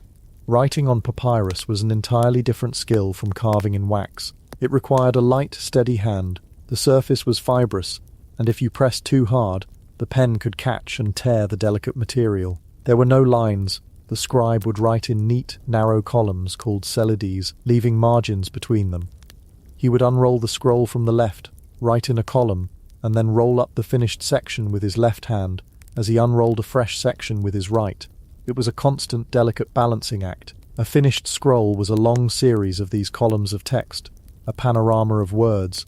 There was no punctuation as we know it, no spaces between words, just a continuous, unbroken river of letters, scriptio continua. Reading was not a silent, private act. It was a performance. You had to read it aloud, sounding out the syllables, to parse the words, and discover the rhythm and meaning of the sentence. A room full of scholars reading was not a quiet, contemplative space. It would have been filled with a low, constant hum of murmuring voices, each deciphering their own precious text. And these texts were fragile. Papyrus is, at the end of the day, a vegetable matter. It is acutely vulnerable to dampness, which causes it to rot and mould. In the dry climate of Egypt, scrolls could survive for millennia, buried in the sand. In the more humid climate of Greece, they were in a constant state of slow decay. They were also a favourite food of bookworms and mice. To own a scroll was to be its custodian, its protector. They were kept in wooden or clay jars, or in cabinets called armaria, with small tags of parchment, a syllabose dangling from the end to identify the contents without having to unroll the entire delicate thing. Every time a scroll was read, it suffered a small amount of wear and tear. The edges would fray, the surface would abrade. This physical fragility is why so much of ancient literature is lost to us. We have only the tiniest fraction, the books that were deemed important enough to be copied, and copied again, a frantic race against the inevitable disintegration of the medium itself. So the Greek student learned a profound lesson from his tools. From the wax tablet he learned that knowledge is practice, and that mistakes can be erased. From the papyrus scroll, he learned that knowledge is precious, permanent, and fragile, something to be protected and revered. But what about numbers? Literature and philosophy were central, but the practical world ran on mathematics. For this, the student turned to another tool, one that was as tactile and physical as the wax tablet, the abacus. Now, when we hear the word abacus, we tend to picture the Chinese suwampan or the Japanese soroban, a wooden frame with beads sliding on wires. The early Greek abacus or abax was something simpler and more elemental. In its most basic form, it was just a board or a flat area of smoothed sand with lines drawn on it. The calculations were done using small pebbles, sephai. The Greek verb to calculate is psephazane, which literally means to move pebbles. This pebble board was a place value calculator. A series of parallel lines would be drawn in the sand or carved into the board. One line would represent the units, the next the tens, the next the hundreds, and so on. To represent the number 123, a student would place 3 pebbles on the first line, 2 pebbles on the second line, and 1 pebble on the third. Addition was a matter of physically adding more pebbles to the appropriate lines. When you had 10 pebbles on one line, you would remove them and place a single pebble on the next line up. It was a simple, intuitive, and remarkably powerful system. This was how mathematics was felt. It wasn't a series of abstract symbols on a page. It was a physical manipulation of objects. You could see the numbers pile up. You could feel the weight of the pebbles in your hand. This tactile connection to quantity is something we've largely lost in an age of digital calculators. For a Greek boy, a large number was a large pile of stones. Subtraction involved physically taking them away. It grounded the abstract world of mathematics in the concrete reality of the physical world. More advanced versions of the abacus existed, of course. Wealthier schools or merchants might have a wooden or marble tablet with carved grooves for the pebbles to slide in. But the principle was the same. It was a system that allowed for rapid calculation of large numbers without needing to know complex multiplication tables or algorithms for long division. It was the calculator that built the Parthenon, that provisioned the Athenian navy, that ran the commerce of the ancient world. And it started here, with a boy in a dusty courtyard moving little stones from one line to another. There's a beautiful irony in this. The Greeks, especially the Platonists, were obsessed with the world of abstract, perfect forms. They believed that the true reality was not the messy physical world, but a higher realm of pure ideas. And yet, their daily mathematics, the very language of that abstract world, was conducted by pushing rocks around in the dirt. It's a reminder that even the most soaring intellects need to be grounded in the simple, tactile stuff of the world. Of course, the education of a well-rounded Greek citizen, the ideal of kalos kagathos, being both beautiful and good, wasn't limited to the logical and the literary. It was steeped in music and poetry. An educated man was expected to be able to accompany himself as he recited poetry, or to entertain his companions at a symposium, and for this there was one indispensable instrument, the lyre. The lyre was the symbol of Apollo, the god of music, reason, and light. It was an object of profound cultural importance, and learning to play it was not an elective. It was a core part of the curriculum. The schoolmaster for this subject was the Catharistes. The construction of the lyre was a thing of organic beauty. The sound box, the resonating chamber, was traditionally made from the hollowed-out shell of a tortoise, covered with a stretched piece of oxhide. 2 curved arms, made of wood or animal horn, would rise from this base, joined at the top by a crossbar called the zygon. The strings, typically 7 of them, were made from stretched and dried sheep gut. They were stretched from the base, over a bridge, much like a modern guitar, up to the crossbar, where they were wound around leather tuning pegs. Learning to play it was like everything else, a physical discipline. The student would hold the instrument in his left arm, nestled against his body. He would use his left-hand fingers to dampen or fret the strings, changing their pitch. In his right hand he held a plectrum, a small pick made of wood, ivory or bone, which he used to strike the strings. The sound was not loud and booming, but gentle, resonant and ethereal. It was the perfect accompaniment for the human voice. The first challenge was just keeping the thing in tune. Gut strings are notoriously sensitive to changes in temperature and humidity. A lyre that was perfectly in tune in the cool morning might be horribly flat by the hot afternoon. Tuning it was a constant, frustrating process of nudging the leather pegs, of training the ear to hear the subtle intervals of the Greek musical modes, the Dorian, the Phrygian, the Lydian. Each mode was believed to have a distinct ethical character. The Dorian was seen as masculine, noble, and martial. The Phrygian was passionate, wild, and emotional. A student wasn't just learning scales, he was learning a language of emotion, a way to influence the soul or psyche through sound. He would learn to play simple melodies, but the ultimate goal was to unite music with words. The teacher would have him play and sing passages from the great lyric poets like Sappho, or most importantly, from Homer. The Iliad and the Odyssey were not meant to be read silently from a scroll. They were epic poems meant to be performed, chanted, with the lyre providing the rhythmic and harmonic backbone. The strum of the lyre was the heartbeat of Greek literature. It was the soundtrack to their history, their myths, their identity. Imagine that classroom again. It's no longer just the quiet scratching of styluses and the murmur of recitation. Now it's filled with the clumsy, halting notes of a dozen boys trying to master their lyres. The dissonant chords, the out-of-tune strings, the teacher patiently correcting a student's fingering, and slowly, out of that cacophony, a recognizable melody begins to emerge. A young voice, still cracking, begins to sing of the rage of Achilles. In that moment, the entire Greek culture is being poured into that child. The logic of the abacus, the literature from the scroll, and the music of the lyre all coming together. So, let's assemble the full kit. Picture our young Athenian student on his way to school. He doesn't have a backpack. He's followed by his Paideia, the family slave tasked with his care and moral upbringing. And the Paideia is the one carrying the gear. In a leather satchel, he has the hinged wooden wax tablet, its surface scraped clean from yesterday's lesson. Tucked beside it is the bronze stylus, sharp on one end, flat on the other. Maybe if the boy is from a very wealthy family and is an advanced student, there's a small, precious papyrus scroll, perhaps a few passages from Euripides, rolled tightly and tied with a ribbon. There might be a small pouch containing a handful of smooth, uniform pebbles for the abacus, and cradled carefully in the pedagogo's other arm, or perhaps carried by the boy himself, is the lyre, its tortoiseshell body polished from use. This was the student's arsenal. These were the tools of knowledge. Each one presented a unique challenge. The wax tablet demanded pressure and patience. The papyrus scroll demanded a light touch and reverence. The abacus demanded concrete, orderly thinking. The lyre demanded an ear for harmony and a soul for poetry. Nothing was easy. Nothing was disposable. Every single act of learning was a physical, tactile, and often frustrating engagement with the material world.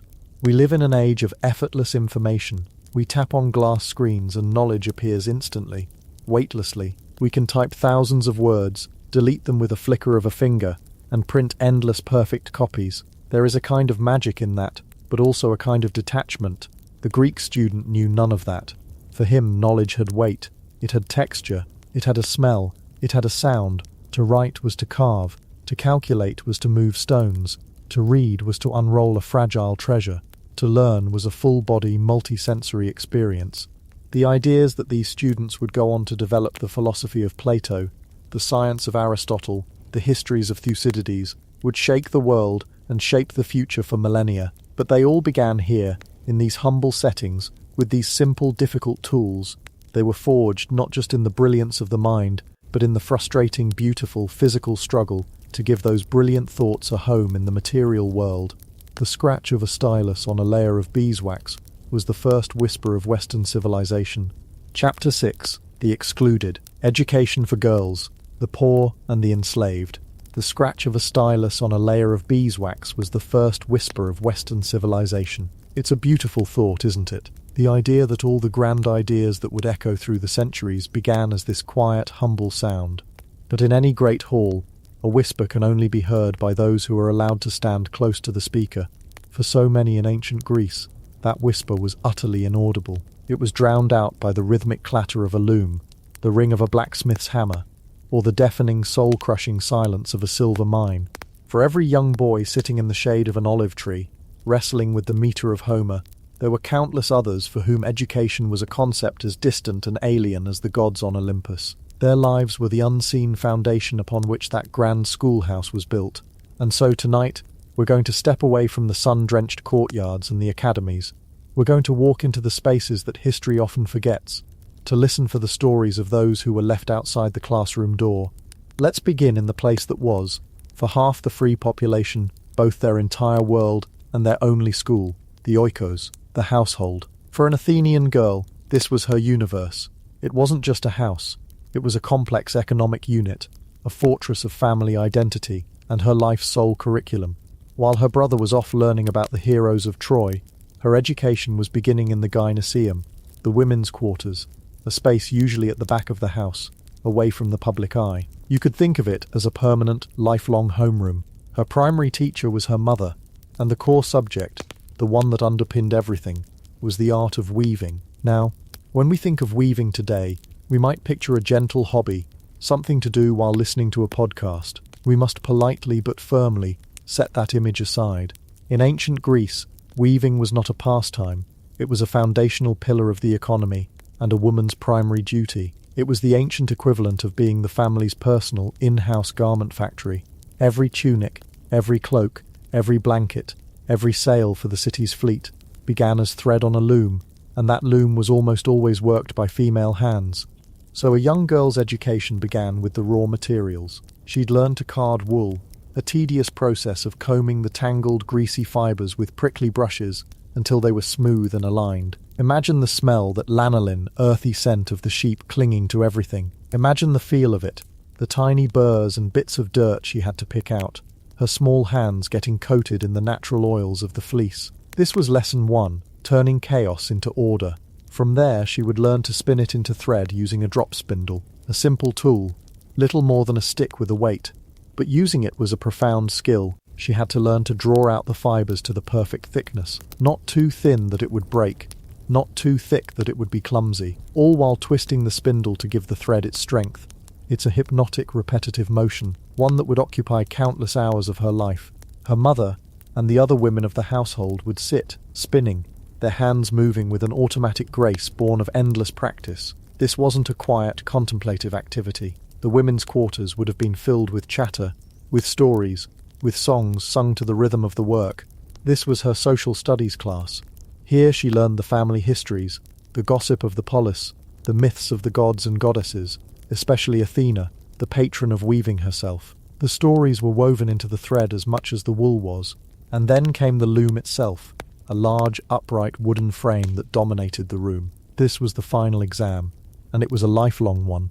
Standing for hours, passing the shuttle back and forth, beating the weft threads down to create a tight, durable fabric. It was physically demanding work. It was back-breaking, monotonous, and required intense concentration to keep the edges straight and the patterns true. The patterns she learned were her geometry, the mixing of colours, her art class. A fine piece of cloth was a testament to her skill, her patience and her discipline. It was her primary way of contributing tangible value to the household. A well-run house had plenty of textiles, a sign of wealth and good management. A girl who was a master weaver was considered a valuable prospect for marriage. Her education was, in essence, her resume, but her curriculum went far beyond textiles. The second major subject was household management. If the oikos was a business, the woman of the house was its chief operating officer, and a young girl was her long-term apprentice. She needed to learn how to manage the food stores, how much grain, how much olive oil, how much wine was needed to last through the seasons. This was her economics and logistics. She had to understand which foods were preserved in salt, which were dried, which were stored in honey. A mistake in managing the pantry could mean hunger for the family. She also learned basic medicine. She knew which herbs could soothe a fever, which poultices could be applied to a wound, and how to assist in childbirth. The oikos was also the family clinic, and she was the resident nurse and pharmacist. She learned these things not from a textbook, but by watching, by helping, by grinding herbs with a mortar and pestle, by smelling the sharp, clean scent of a medicinal infusion. And then there was the most complex part of her management training, overseeing the household's enslaved people. It's a deeply uncomfortable truth, but the functioning of the Athenian oikos depended on enslaved labour. The mistress of the house was their direct manager. A young girl would learn by observing her mother how to assign tasks, how to ensure the work was done, how to distribute rations, and how to mete out discipline. This was her course in human resources, though it was a brutal, dehumanizing version of it. It taught her the hierarchies of her world from the inside out, cementing her place in the order of things, below her husband, but far, far above the people who were considered his property. So, what about the subjects her brother was learning? What about reading and writing? Here, things get a bit hazy. For most Athenian girls, formal literacy was not on the curriculum. There was simply no perceived need for it.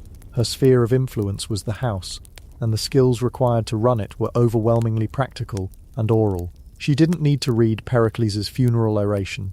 She needed to know how to get a stubborn stain out of a new tunic. However, it wasn't a universal blackout. Some girls, particularly in wealthier, more aristocratic families, did learn to read and write, but the purpose was different. A boy learned to read to become an informed citizen, a philosopher, a politician. A girl learned to read, if she learned at all, for purely domestic reasons. She might need to keep household accounts, to read lists of supplies, or to write instructions for the staff. Her literacy was a management tool, not a key to intellectual liberation. Think of it as the difference between learning to code so you can build a new world, and learning just enough of a program to run inventory reports. There were, of course, exceptions. The poet Sappho of Lesbos is the most famous example of a highly educated woman from the archaic period, but she was an outlier, a shining star in a generally dark sky. In other parts of Greece, the model was different. In Sparta, for instance, girls received a formal state-sponsored education that was shockingly different from the Athenian model. They were taught to read and write, but their education also focused heavily on physical fitness. They ran, they wrestled, they threw the discus and the javelin. The Spartan logic was brutally pragmatic. Strong women produce strong sons, and strong sons make strong soldiers to defend Sparta. Their education was, like the boys, in service to the state. It was a different kind of limitation, but a limitation nonetheless. An Athenian girl was educated to serve the oikos. A Spartan girl was educated to serve the polis. In either case, her education was not truly for her own intellectual fulfillment. It was to prepare her for a role that had been pre-written for her. And so for the vast majority of girls in ancient Greece, school was the smell of wool and wood smoke, the rhythm of the loom, the weight of a water jug, the taste of herbs, and the constant unspoken lesson that her world was to be small, ordered, and domestic. Her final exam was her wedding day, when she would be handed over to a new oikos to put her lifetime of training into practice. The whisper of civilization, the grand debates of philosophy and democracy, were happening in a different building, in a language she might not have even been taught to read. Now let's step outside that oikos and into the dusty streets of Athens, and consider another group for whom the school door was firmly shut, the children of the poor. We often imagine ancient Athens as a city of marble columns and deep-thinking citizens, but like any city, it was mostly composed of working people, potters, stonemasons, farmers, fishermen, cobblers, people whose lives were a daily struggle for survival. For their children, the idea of spending years learning poetry and rhetoric was a complete fantasy. The first and most insurmountable barrier was cost. There was no public school system in Athens. Education was a private enterprise. You had to hire a grammatistes for the basics, a kitharistes for music, and a paidotribes for physical training. You had to pay the paidogos, the enslaved man who escorted your son to and from his lessons. You had to buy the materials, the wax tablets, the styluses, the scrolls of papyrus, which were an expensive import from Egypt. For a family whose income was precarious, whose daily concern was having enough barley and fish to feed everyone, these were absurd luxuries. Forget about saving for college. The cost of elementary school was out of reach. It was a simple, brutal calculation of resource allocation. Why would a father spend his hard-earned drachmas on teaching his son to recite Homer, when that same son could be learning a trade that would contribute to the family's income? The choice wasn't between a good education and a bad one. It was between an education in philosophy and the family not starving. It wasn't a difficult decision to make. So the classroom for a poor boy was not a quiet courtyard. It was his father's workshop, or a field under the hot Attic sun. His education was an apprenticeship, and it began as soon as he was old enough to make himself useful. If his father was a potter, the boy's first lesson wouldn't be the alphabet. It would be how to wedge clay. He'd spend hours and hours pushing and folding the cold, heavy clay to work out the air bubbles, his small arms aching with the effort. He would learn the smell of the wet earth, the feel of the spinning wheel under his hands, the intense radiating heat of the kiln. His teacher was his father, and the curriculum was the craft itself, passed down through generations. He learned by watching, by imitating, and by having his mistakes corrected, often harshly. A poorly made pot was a waste of clay and time, a direct hit to the family's livelihood. If his father was a farmer, The boys' school was the land. He learnt the rhythm of the seasons not from a calendar, but from the position of the sun and the feel of the air. His lessons were about how to plough a straight furrow, how to sow seeds so they weren't wasted, how to tell when the olives were ready to be harvested by their colour and firmness. His hands would be calloused and stained with dirt before he was 10 years old. His physical education wasn't in a wrestling school. It was the back-breaking labour of carrying water, digging irrigation ditches, and threshing wheat under the relentless summer sun. This was a profoundly practical education. It taught resilience, skill, and the value of hard work, but it was an education that narrowed the world rather than expanded it. A potter's son became a potter. A farmer's son became a farmer. The path was set. There was very little room for intellectual exploration. The luxury of abstract thought, of debating the nature of the good life, is something that can only be afforded when the immediate needs of life are met. For the poor, those needs were an all-consuming daily concern. Does this mean they were completely cut off from the intellectual life of the city? Not entirely. The polis itself was a kind of informal classroom. A poor boy sent to the agora on an errand could stand at the edge of the crowd and listen to politicians debating in the assembly. He could hear heralds proclaiming new laws. He could absorb the news and gossip that flowed through the central marketplace of the city. And crucially, there was the theatre. The plays of Aeschylus, Sophocles, and Aristophanes were performed at public festivals, and attendance was subsidized or even free for citizens. Here, in the great open-air theatre of Dionysus, a blacksmith's son could sit alongside an aristocrat's son and watch the same myths, the same moral dilemmas, the same political satires unfold on stage. This was a powerful form of civic and moral education. It taught them the stories that gave their culture meaning. It forced them to confront difficult questions, and it reinforced the values of their society. But listening is not the same as reading. Hearing a play is not the same as analysing the text. This informal public education created an informed citizenry, which was one of Athens's great strengths, but it did not create a literate citizenry in the way we understand it today. The ability to deconstruct an argument, to write one's own thoughts down, to engage with the works of the past on one's own terms that remained the privilege of the wealthy. For the poor, the world of letters was a closed book, a language they heard spoken around them but could not speak or read for themselves. Their hands were trained to shape clay, or stone, or wood, not to shape letters on a page. The whisper of civilization might have reached their ears in the theatre or the agora, but they were never given the tools to join the conversation. And that brings us to the deepest, most profound silence. It brings us to the vast population of people who were not just excluded from the classroom, but were, in the eyes of the law and society, excluded from the category of fully human. We must talk about the enslaved. In Athens alone, it's estimated that at any given time during its classical heyday, there were tens of thousands of enslaved people, perhaps even outnumbering the free citizens. They were the engine that powered the Athenian economy, the unseen hands that did the hardest, most grueling work, freeing up the time for citizens to practice politics, philosophy, and art. They were, as Aristotle would later define them, living tools. And you do not educate a tool. For the overwhelming majority of the enslaved population, education was not just denied, it was an absurdity. Why would you teach a hammer to read? It's a waste of time, and worse, it might be dangerous. An educated tool might get ideas, it might begin to question its purpose. It might start to think of itself as something other than a tool. And so the denial of education was a fundamental mechanism for maintaining the system of slavery. It was a way of enforcing the brutal fiction that these people were inherently inferior, suited only for labour. The school for most enslaved people was a place of unending, spirit-breaking toil. Consider the silver mines at Laurion, where thousands of enslaved men and boys worked in conditions that are almost impossible for us to comprehend.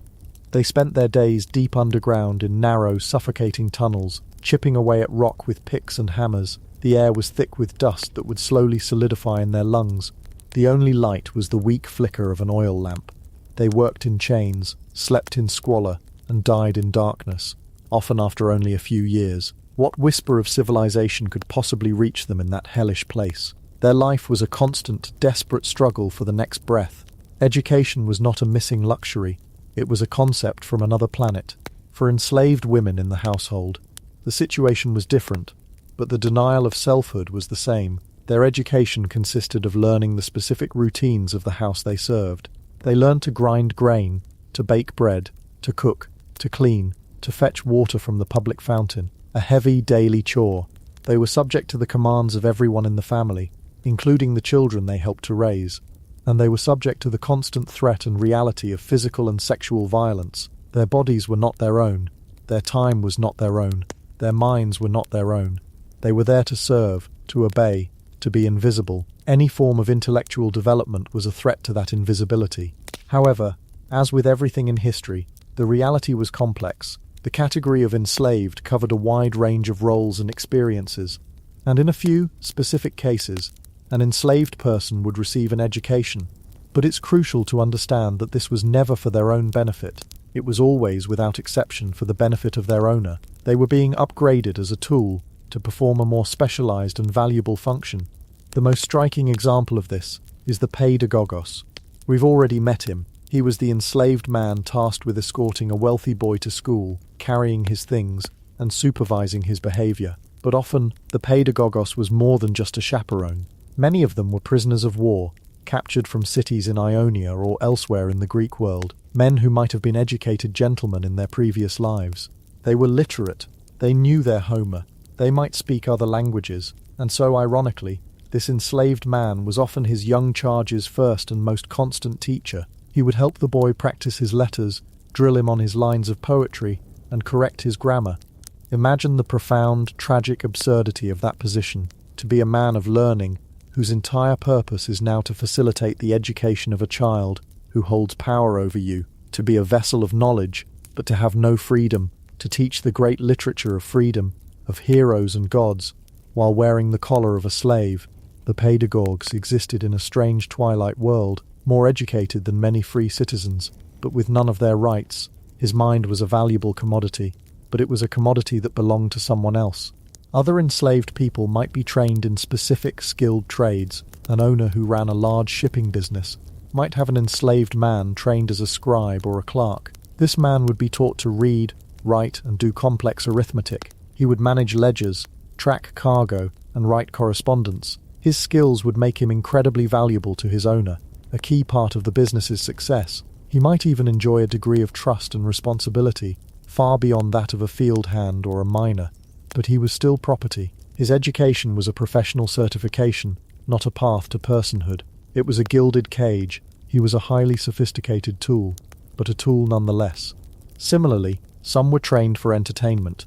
A talented musician or a beautiful dancer could fetch a high price. They would be trained from a young age, their education focused solely on perfecting their art, to be performed at the symposia, the drinking parties of the elite. They were taught to be objects of pleasure and prestige for their owners. Their skill was a performance, and their life was a performance, with no agency behind it. The system was designed to be a closed loop. The denial of education to the vast majority of the enslaved reinforced the idea that they were incapable of thought and self-governance, which in turn justified the system of slavery itself. And in those rare cases where an enslaved person was educated, it was done in a way that bound them even more tightly to their master. Their specialized skill made them more valuable, and therefore less likely to ever be granted their freedom. Their education was just another, more refined type of chain. So when we picture that boy with his stylus and wax tablet, we must also picture the world that made his education possible. We must see the girl in the back of the house, her hands sore from the loom, her world circumscribed by the walls of the oikos.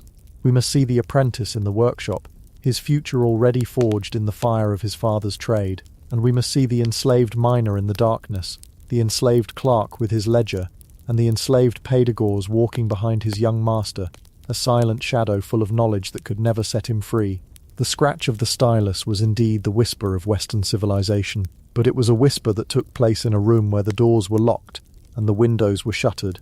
The story of education in ancient Greece is not just the story of the birth of philosophy, it is also the story of a carefully constructed, brutally enforced silence. A silence that for most of the population was the loudest sound of all. Chapter 7. The Masters and the Sophists. The Life of a Greek Teacher.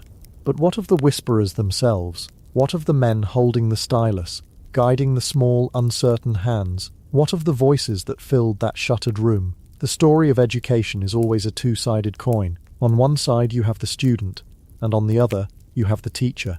And in ancient Greece, the life of a teacher was a story of staggering contradictions, a world where the keepers of knowledge could be simultaneously revered and reviled, wealthy beyond measure, or poorer than the men who swept the streets. It was a profession that existed on every possible rung of the social ladder, from the very bottom to the very, very top.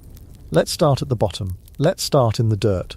Before Plato ever mused in his serene academy, before Aristotle strolled with his students through the shaded Lyceum, there was a man we could politely call the bedrock of the entire system. He was the grammatistes, the teacher of letters. He was the one who took a boy who could barely speak in full sentences and taught him how to scratch the shapes of the alphabet, how to sound out the thunderous words of Homer, how to perform the basic arithmetic needed to not get cheated at the market. He was, in modern terms, the elementary school teacher, and he was, almost universally, an object of pity and scorn. Forget any modern notion of a respected teaching profession with a pension plan and a summer break. The grammatistes was a freelance hustle, and it was one of the least respected hustles in town. There was no gleaming schoolhouse, no dedicated building funded by the state. The classroom of the grammatistes was wherever he could afford to rent a patch of air. This might be a dingy, windowless back room of a larger building, a dusty corner of a shop, or most often, simply a recessed alcove along the bustling, chaotic colonnades of the agora, the public square. Picture this scene. Your classroom has no walls. Your only protection from the elements is the stone roof of the portico above you. Just a few feet away, a merchant is loudly haggling over the price of olive oil. A gaggle of shoppers gossips as they pass, their servants trailing behind them with heavy baskets. A stray dog darts by, chasing a scrap of bread. The air is thick with the smell of dust, sweat, roasting meat from a nearby stall, and the ever-present faint tang of sewage that was a hallmark of any ancient city. And in the middle of this sensory assault, the grammatiste is trying to get a 7-year-old boy named Lycomedes to focus on the difference between an alpha and a delta. It was, to use a technical term, a deeply suboptimal learning environment. The equipment was as meagre as the setting. There was no supply closet, no stationary budget. The teacher might have a single battered chair for himself, a symbol of his authority, while the half-dozen or so boys in his charge sat on low, rough-hewn wooden stools, or if times were tough, directly on the stone floor. Their wax tablets were their notebooks, their styluses the only pens.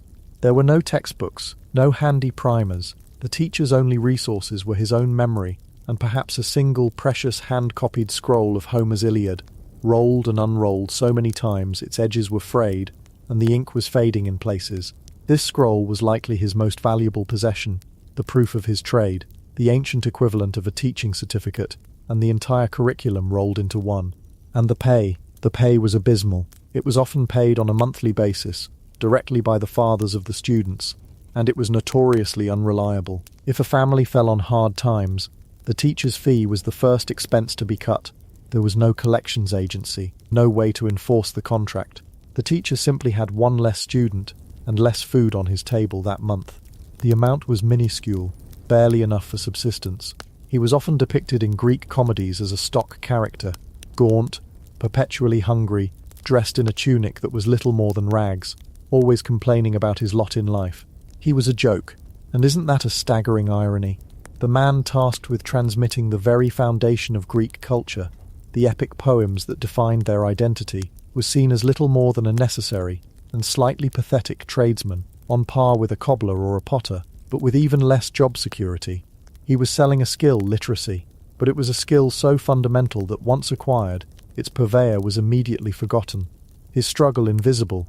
Think about the sheer mental fortitude required to maintain your composure, your authority, while a donkey brays just outside your classroom, to command the respect of children who know, with the brutal honesty of the young, that their fathers are far wealthier and more important than you will ever be, to drill the rhythms of epic poetry into their heads, while your own stomach is rumbling with a hunger that the stale bread you had for breakfast did little to quell. The life of the grammatistes was a testament to the fact that a society can value the product of education immensely, while holding the process and the people who perform it in the lowest possible esteem. He was the unseen, unthanked engine in the basement of civilization, shoveling the coal of the alphabet into the furnace, while the grand men on the upper decks debated philosophy in blissful ignorance of the labour that made their world possible. Now, let's follow one of these little boys as he leaves his lesson with the grammatistes. As he packs up his wax tablet and heads home, He's not alone. Walking a respectful step behind him is another figure, one who holds a unique and deeply strange position in this educational ecosystem. This is the Paideia.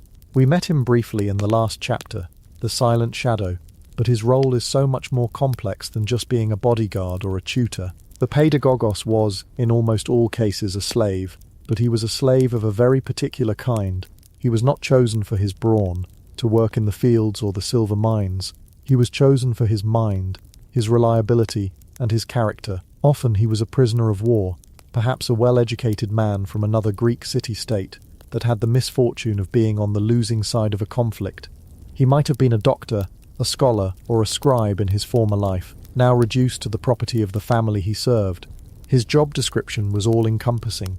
From the moment the young master woke up to the moment he went to sleep, the Paideia was there. He was the alarm clock, the butler, the personal assistant, the tutor, the moral compass and the bodyguard all rolled into one. He walked the boy to his lessons with the grammatistes, the catharistes, the music teacher, and the Paideia, the physical trainer.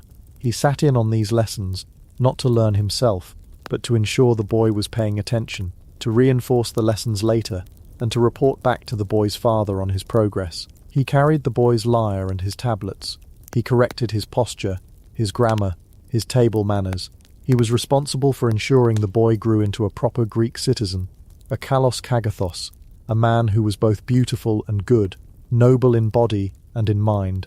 It is one of history's most profound psychological puzzles. Imagine entrusting the entire moral and intellectual development of your heir, the future of your family line, to a man you own, a man who has no freedom, no rights, and no hope of ever leaving your service. The level of trust required is immense. This slave would know all the family's secrets. He would see the father at his best and his worst. He was a constant, intimate presence in the most private spaces of the household. Yet, he was always an outsider, a piece of property. And for the Paideia himself, what must that have been like, to be a man of intellect and learning, forced to spend your days chaperoning a child, to have the knowledge to debate philosophy, but be required to hold your tongue and simply listen as a hired teacher drills the basics, to be responsible for instilling virtues like honor and freedom in a boy, while possessing none of those things yourself. It was a life of supreme responsibility without a shred of authority. He could advise, he could guide, he could scold, but he could never truly command. His power was entirely borrowed, a reflection of his master's will. Plato, in one of his dialogues, speaks of the Paideia as a kind of warden, a necessary restraint on the wild impulses of youth. The very name Paideia literally means child leader, but it carried the connotation of a leash. He was there to protect the boy from the corrupting influences of the city, from gambling, from bad company, from all the vices that could derail his carefully planned future. But in doing so, he was also a constant reminder of the boy's lack of freedom, a living symbol of his childhood. Many Greek men, looking back on their youth, remembered their Paideia with a strange mixture of affection and resentment. He was the man who kept them safe, who taught them so much, but he was also the man they could not wait to be free of. And what happened when the boy reached adulthood? Around the age of 18, the Paideia's job was simply over. His purpose fulfilled, he would be reassigned to another young son in the family, or put to other tasks suitable for an aging, educated slave. There was no retirement party, no handshake, and a job well done. His entire existence had been poured into shaping a young mind, only to see that mind move on, leaving him behind. He was a piece of scaffolding, essential for the construction of the man, but dismantled and discarded once the building was complete. Of all the figures in the Greek educational world, the Paideia is perhaps the most tragic. A mind in chains, a teacher without a classroom, a father figure who could never have a family of his own. He was the living embodiment of that brutally enforced silence, a man full of words that he could only ever speak for the benefit of another. Now let's leave the dusty agora and the silent, shadowy corridors of the wealthy home. Let's travel up the social ladder, way, way up. Let's go to the place where teaching wasn't a despised trade or a form of servitude, but was instead one of the most glamorous, controversial, and ludicrously profitable enterprises in the entire Greek world. Welcome to the age of the Sophists. If the grammatistes was the struggling adjunct professor, the Sophists were the celebrity motivational speakers, the high-priced consultants, the intellectual rock stars of the 5th century BCE. They were itinerant teachers, But they didn't just teach reading and writing, they taught one thing, and they taught it better than anyone else: rhetoric, the art of persuasion. In a burgeoning democracy like Athens, where public speaking was the key to power, in the law courts, in the political assembly, the ability to speak persuasively wasn't just a useful skill, it was a superpower, and the Sophists were the ones selling it. They were names that echoed across the Hellenic world: Protagoras, Gorgias, Hippias. These weren't men who set up shop in a dusty corner and waited for students to appear. They made grand tours of the Greek city-states, their arrivals heralded in advance.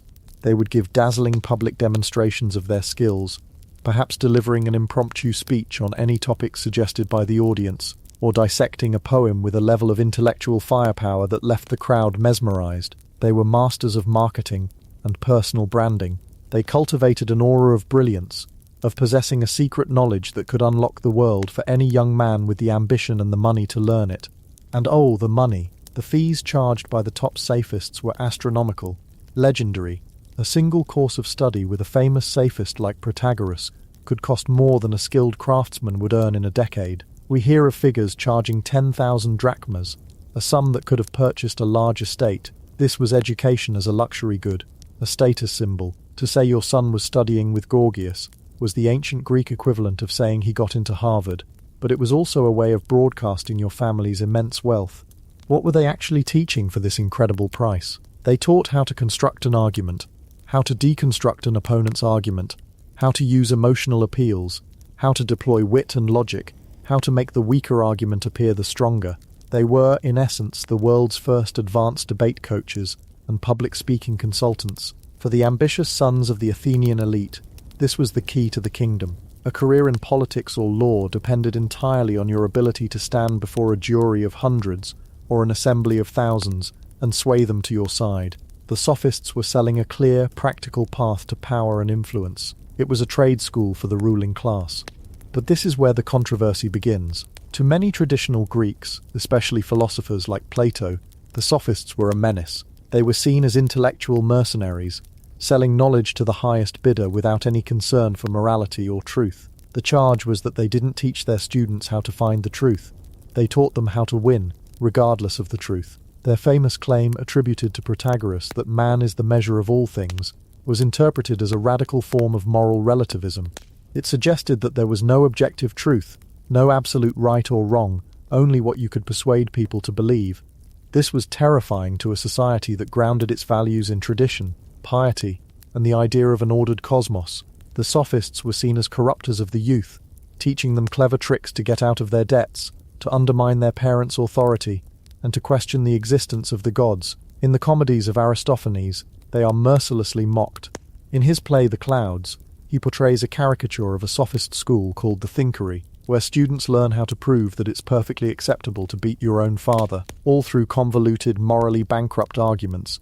This was the fear, that the Sophists were creating a generation of slick, amoral lawyers and politicians who would use the power of speech not to serve the state, but to serve themselves. Imagine the sheer spectacle of it all. A sophist like Gorgias arriving in Athens, perhaps dressed in expensive, even ostentatious robes.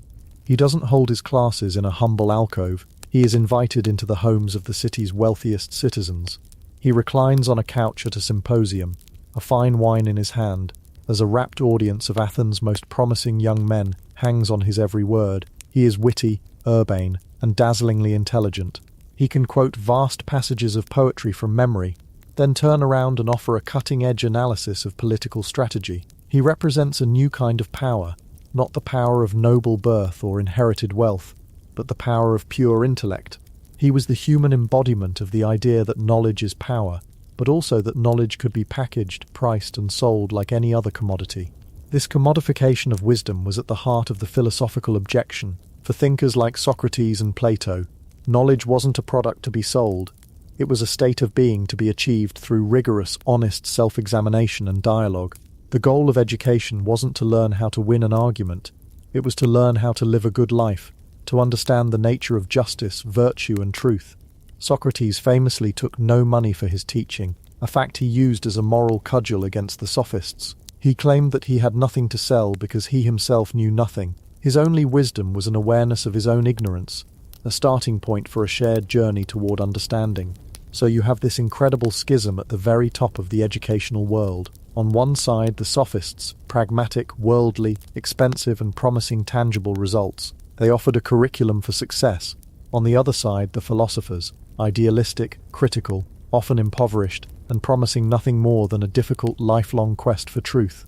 It was a battle for the very soul of education itself, a debate that echoes down to our own time. Is the purpose of higher education to prepare you for a career, to give you marketable skills, or is it to make you a better person, a more thoughtful citizen, to engage with the great questions of human existence? The Sophists and the philosophers were the original combatants in this perennial war, and it is to the philosophers' model that we now turn, to see the final and perhaps most influential type of Greek teacher. For in reaction to the travelling celebrity Sophists, a new kind of institution began to emerge. It wasn't a school in our sense of the word. It was something far more permanent, more holistic, and in its own way, far more radical. Let's leave the noisy political heart of Athens and walk just outside the city walls. We follow a path shaded by olive trees until we reach a quiet, sacred grove. It's a public park, a gymnasium where athletes train, but it's also dedicated to a hero named Academus. And here, in this peaceful green sanctuary, we find Plato. This is the Academy, founded around 387 BCE. It is often called the first university in European history. But if you're picturing lecture halls, a library, and a registrar's office, you need to adjust your focus. The Academy was less a formal institution, and more a community of scholars, a brotherhood of thinkers, gathered around a singular brilliant mind. There were no tuition fees in the sophist sense. Students who were carefully selected were not customers buying a product. They were fellow travellers on a philosophical journey. The school was funded not by fees, but by the patronage of wealthy members, including Plato himself, who was of aristocratic birth. The life of a teacher here was utterly different from anything we've seen so far. Plato was not a grammatist drilling letters, nor a paidagogos leashing a child, nor a sophist performing for a fee. He was a guide. The primary method of teaching was not the lecture but the dialogue, the Socratic method immortalized in Plato's own writings. The goal wasn't to pour information into a student's head, but to draw truth out of them through a relentless process of questioning and cross-examination. A session at the Academy might involve a group of men sitting in the shade of a plane tree, engaged in a deep, sometimes hours-long conversation about the nature of justice, the ideal form of government, or the immortality of the soul. The curriculum was vast and abstract. It included not just philosophy, but also mathematics, geometry, and astronomy. For Plato, these weren't separate subjects, but interconnected paths to understanding the true nature of reality. He famously had a sign at the entrance to the Academy that read, "Let no one ignorant of geometry enter here." Mathematics was the language of the cosmos, a way to train the mind to think logically and to see beyond the messy, imperfect world of the senses to the eternal, unchanging world of forms. The teacher here was not a mere tradesman. He was a spiritual and intellectual leader. His social status was immense, not because of the money he made, which was little to none directly from teaching, but because of the power of his ideas and the caliber of the men he attracted. The students of the Academy were the best and the brightest from all over the Greek world. They came not just to learn a skill, but to live a certain kind of life, the philosophical life, the examined life that Socrates had said was the only one worth living. They lived together, ate together, and talked together. It was an immersive, all-encompassing experience. A few decades later, one of Plato's most brilliant students would take this model and give it his own unique spin. After Plato's death, Aristotle, for a variety of political and philosophical reasons, left the Academy and eventually founded his own school at another gymnasium just outside Athens, this one sacred to Apollo Lyceus. It became known as the Lyceum. If Plato's Academy was focused on the abstract world of mathematics and eternal forms, Aristotle's Lyceum was grounded in the messy, fascinating, observable world around us. Aristotle was the great collector and categorizer. His intellectual curiosity was boundless, and this was reflected in the life of his school. He and his students didn't just talk, they did research. They collected plants and animals, dissecting them to understand their anatomy. They gathered and compared the constitutions of 158 different Greek city-states to understand the principles of politics. They studied poetry, rhetoric, logic, physics, metaphysics, and ethics. The Lyceum was less a philosophical commune and more the world's first great research institute. Aristotle's teaching style was also famous. He had a habit of walking while he taught, his students trailing along beside him through the shaded walkways, or peripaia of the Lyceum. Because of this, his followers became known as the Peripatetics, the walk-arounders. Can you imagine a more serene and engaging picture of education? Forget sitting on a hard stool in a noisy agora. Here, learning is a dynamic, mobile activity. The teacher is not a static figure of authority on a raised chair, but a fellow walker on a path, leading a conversation that moves both physically and intellectually. The rhythm of walking, the fresh air, the changing scenery, all of it becomes part of the educational process itself, a way of stimulating the mind and the body in concert. The teachers in these philosophical schools, Plato, Aristotle, and their successors, occupied the absolute pinnacle of the profession. They were not just educators, they were cultural heroes. Their names were synonymous with wisdom itself. They advised rulers, founded entire systems of thought, and wrote books that would become the foundation of Western intellectual history for the next 2 millennia. They achieved a level of prestige that no sophist, for all his wealth, could ever truly attain. But we must add a crucial, slightly wry footnote to this idyllic picture. Even these great philosophical schools were, in their own way, exclusive clubs. They were not open to everyone. They were largely the domain of aristocratic or wealthy young men who had the leisure time to devote years to the study of non-practical subjects. You wouldn't find the son of a blacksmith or a farmer walking with Aristotle. The foundational education provided by the poor, scorned grammatists was the necessary ticket of admission, and even then you needed the time and the money to live in Athens without working for a living. So the life of a Greek teacher was a spectrum of human experience. At one end, you have a man like the grammatists, living a life of precarious poverty, mocked by the very society whose children he teaches to read.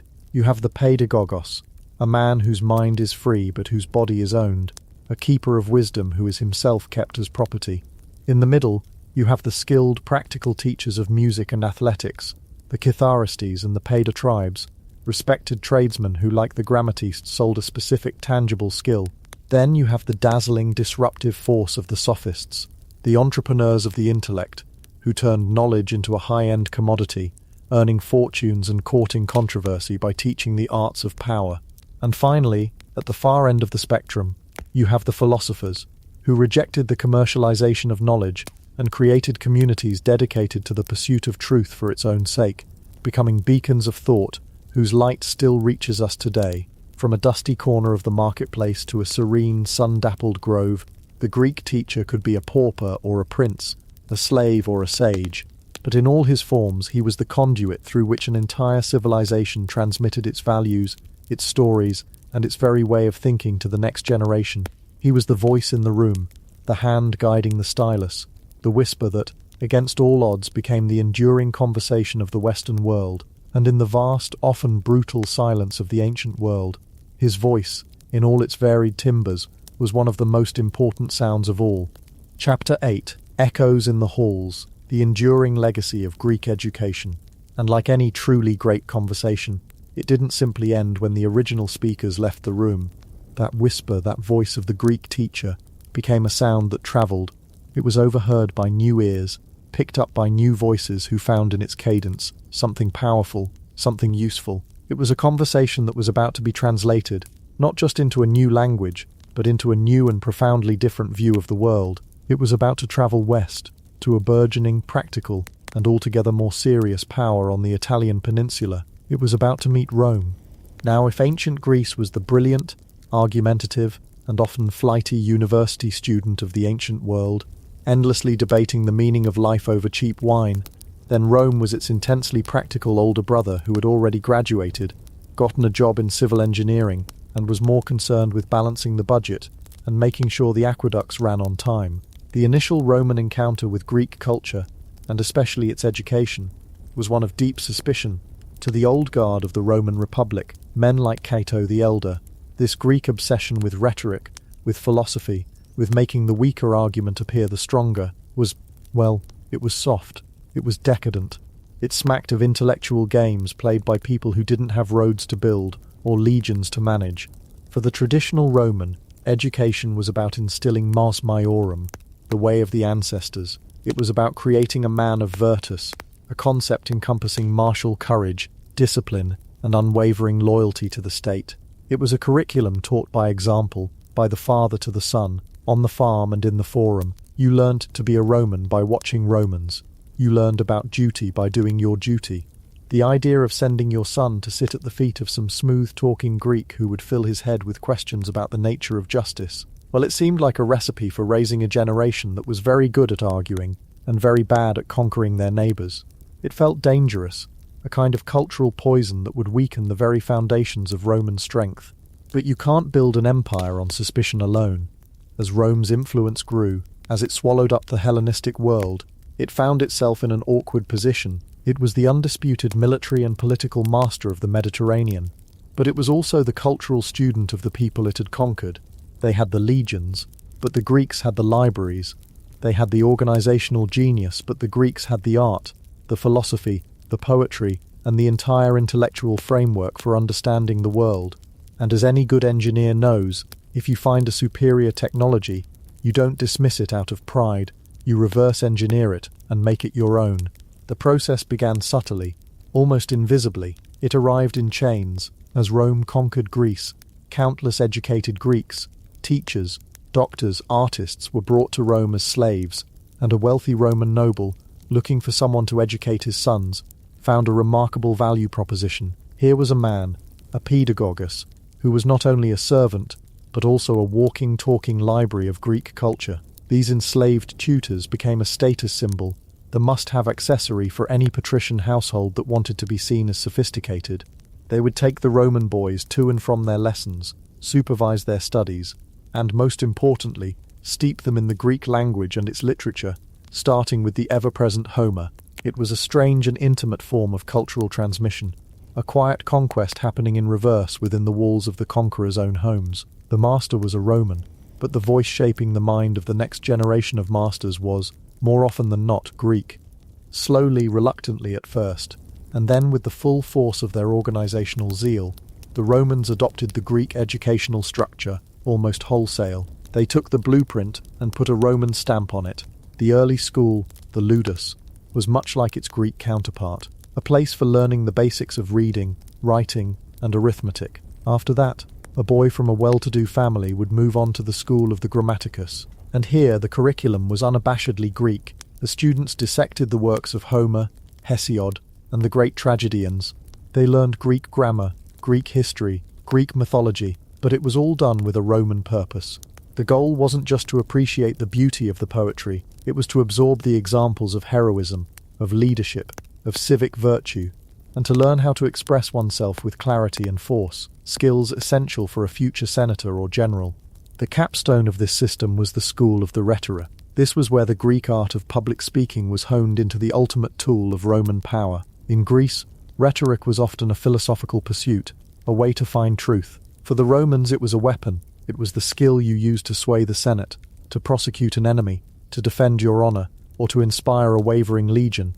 Great Roman orators like Cicero became the superstars of their age. Cicero himself wrote extensively on education, and his work became a cornerstone of Western thought. He argued that the ideal orator, the perfect Roman leader, wasn't just a slick talker.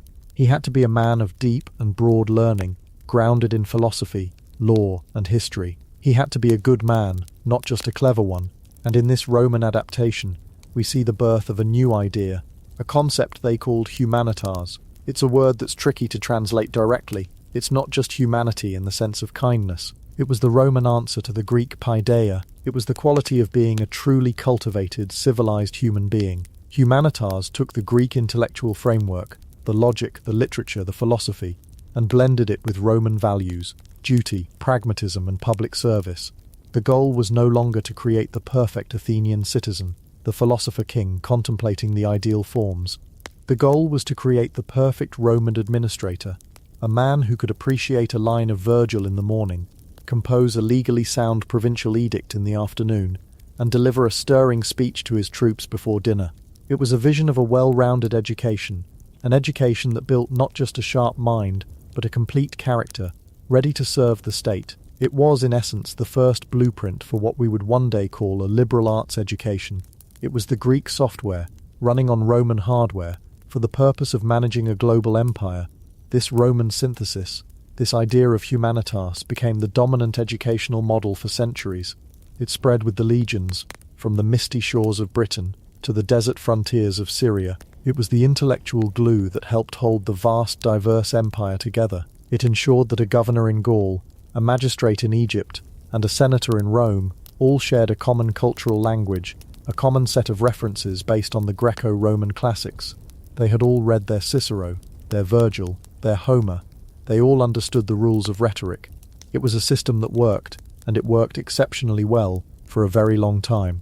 But empires, like all things, eventually crumble, and when Rome fell, the crash was long, slow, and catastrophic. The intricate web of trade, law, and administration that had supported this sophisticated educational system simply disintegrated. In the centuries that followed, what we often politely call the early Middle Ages, Europe went through a profound and wrenching transformation. For the vast majority of people, life became a local, desperate affair. The primary educational objective became, quite reasonably, figuring out how to survive until the next harvest. The grand Roman ideal of humanitas, of a broad education for public service, became a luxury that was not only unaffordable, but almost incomprehensible. Who had time to study Virgil when you were worried about a Viking raid? What was the point of learning rhetoric when the most important public speaking you did was praying for the rain to stop? The great conversation seemed to fall silent. The libraries were scattered. The schools were closed. Many of the classical texts were lost, some used as kindling, others scraped clean so the expensive parchment could be reused to write down saints' lives or local deeds. It was a period of immense loss, a great forgetting. The intricate machinery of classical education had rusted and seized. And yet the whisper didn't die out completely. It found refuge in the most unlikely of places. It retreated behind the high stone walls of monasteries, scattered like lonely arcs in a vast sea of chaos. In these quiet, disciplined communities, a different kind of learning took hold. The primary purpose of monastic education was, of course, religious. It was about reading the Bible, understanding the writings of the Church Fathers, and performing the liturgy. But to do that, you needed to know how to read and write, specifically in Latin, the language of the Church and the ghost of the old Roman administration. And so, in places like Ireland, which had never been part of the Roman Empire, and was insulated from much of the chaos engulfing the continent, monks became the unlikely custodians of classical learning. They not only preserved the religious texts but also copied and studied some of the old pagan authors. A little Virgil here, a bit of Cicero there, not always because they agreed with them, but because they were models of good Latin. In the cold, quiet scriptorium, a monk would sit for hours day after day, his fingers cramped, his back aching, painstakingly copying a manuscript by the light of a flickering candle. He might not have fully grasped the philosophical context of the words he was transcribing, but in his meticulous devotional labour, he was acting as a human bridge. He was a guardian, a living conduit, passing these fragile ideas across a chasm of centuries, ensuring that the conversation, however muted, would not be entirely extinguished. This was not the lively debate of the Greek agora or the powerful oratory of the Roman Forum. It was a quiet, stubborn act of preservation, a holding action against the darkness. But while Western Europe was holding its breath, the conversation was being carried on with vigour and brilliance elsewhere. The legacy of Greece didn't just travel west to Rome, it also travelled east. The Eastern Roman Empire, which we now call the Byzantine Empire, with its capital in Constantinople, did not fall in the same way the West did. It endured for another 1,000 years, and in its glittering, sophisticated capital, the Greek classics were never lost. They continued to be the bedrock of education for the ruling elite. Bureaucrats, diplomats, and theologians were expected to be steeped in Homer, Plato, and the great dramatists. They saw themselves not as the successors to the Greeks, but as their direct and unbroken heirs. They were Romans, yes, but they spoke Greek, and they nurtured the flame of classical learning while the West was fumbling in the twilight. And even more spectacularly, the Greek intellectual heritage found a new and profoundly dynamic home in the burgeoning Islamic world. Starting in the 8th century, a massive translation movement began in centers of learning like Baghdad. Driven by an intense intellectual curiosity, Arab scholars sought out and translated a vast body of Greek texts, not so much the poetry and drama, but the works of science, medicine, and philosophy. They devoured Aristotle, Euclid, Ptolemy, and Galen. But they didn't just translate, they absorbed. criticized, and expanded upon what they read. Think of it as the conversation taking on a powerful new dialect. Philosophers like Al-Kindi, Al-Farabi, and the great Ibn Sina, known in the West as Avicenna, grappled with Plato and Aristotle, trying to synthesize Greek rationalism with Islamic theology. They were asking the same fundamental questions the Greeks had asked, but in a new context, pushing the boundaries of thought in new directions. In mathematics, they took the Greek foundations of geometry and combined them with ideas from India to give us algebra and the algorithms that, in a very real way, run our world today. In medicine, they built upon the work of Hippocrates and Galen, creating vast encyclopedias of medical knowledge that were far more advanced than anything available in Europe at the time. For several centuries, while a European scholar might have access to only a few tattered Latin manuscripts, a scholar in Baghdad, Cordoba, or Cairo had access to a stunning wealth of global knowledge. The great libraries of the Islamic world were beacons of light, and it was largely through them, through translations from Arabic back into Latin, often in the vibrant multicultural cities of Spain, that much of Aristotle and other key Greek thinkers were reintroduced to a slumbering Europe. The whisper, having travelled east and been amplified and enriched, was now beginning to echo back into the halls it had long since abandoned. By the 11th and 12th centuries, these reintroduced ideas began to stir something new in Europe. The first universities began to emerge in places like Bologna, Paris, and Oxford. These were not like the philosophical schools of Athens or the rhetorical schools of Rome. They were something new, guilds of scholars, organized institutions dedicated to higher learning, but their curriculum was built directly on the rediscovered classical foundation. The core of the medieval university was what was known as the seven liberal arts, a concept directly inherited from the classical world. It was divided into two parts, the trivium and the quadrivium. The trivium, the three roads, was the foundation, and it was purely about the mastery of language and logic. It consisted of grammar, how to write correctly, rhetoric, how to write persuasively, and logic, how to think correctly. It was, in essence, a direct descendant of the Greek focus on the logos. It was the toolkit for all higher thought. Once a student had mastered the trivium, he could move on to the quadrivium, the four roads of mathematical knowledge: arithmetic, number; geometry, number in space; music, number in time; and astronomy, number in space and time. This structure was the intellectual backbone of Europe for centuries, and at its heart was the rigorous, systematic method of inquiry inherited from Aristotle, known as scholasticism. The scholastics, thinkers like Thomas Aquinas, engaged in breathtakingly complex logical debates, using Aristotelian logic to try and reconcile Christian theology with classical philosophy. It might seem dry and abstract to us, but it was a profound reawakening of the rational spirit. It was the training of the European mind, teaching it how to reason, how to analyze, how to build a logical argument, step by painstaking step. The questions were different. They were debating the nature of angels instead of the nature of the polis, but the intellectual tools were, in large part, Greek. And then came the Renaissance. It was less a single event, and more a seismic shift in consciousness, a feeling that a great light was being switched back on after a long, dim twilight. It began in Italy in the 14th and 15th centuries, fueled by growing wealth, a renewed interest in the classical past, and a crucial influx of scholars and manuscripts from the Byzantine Empire, which was then in its final desperate decline, culminating in the fall of Constantinople in 1453. Byzantine scholars fleeing the advancing Ottomans brought with them a treasure trove of Greek manuscripts that the West had never seen or had long forgotten. For the first time in 1,000 years, Western scholars could read Plato in the original Greek. They could read the great historians, poets, and playwrights, not through the dim filter of a third-hand Latin translation, but in their full, luminous power. The effect was electric. It was like a generation that had only ever seen black and white photographs of the world was suddenly shown high-definition colour. The movement that emerged from this rediscovery was humanism. The Renaissance humanists looked back, past the scholastic debates of the Middle Ages, to the classical models of Greece and Rome. They fell in love with the idea of humanitas all over again. They believed that by studying the classics, what they called the studia humanitatis, including grammar, rhetoric, history, poetry, and moral philosophy, they could create a new kind of individual, a person who was not just a good Christian, but a complete, eloquent, and virtuous citizen, engaged with the world. This was a profound shift in the goal of education. The medieval focus had been overwhelmingly on the next world, on salvation. The humanist focus was on this world, on human potential, on what a person could achieve right here, right now. They believed that the Greek and Roman authors provided the ultimate guide to living a full and meaningful human life.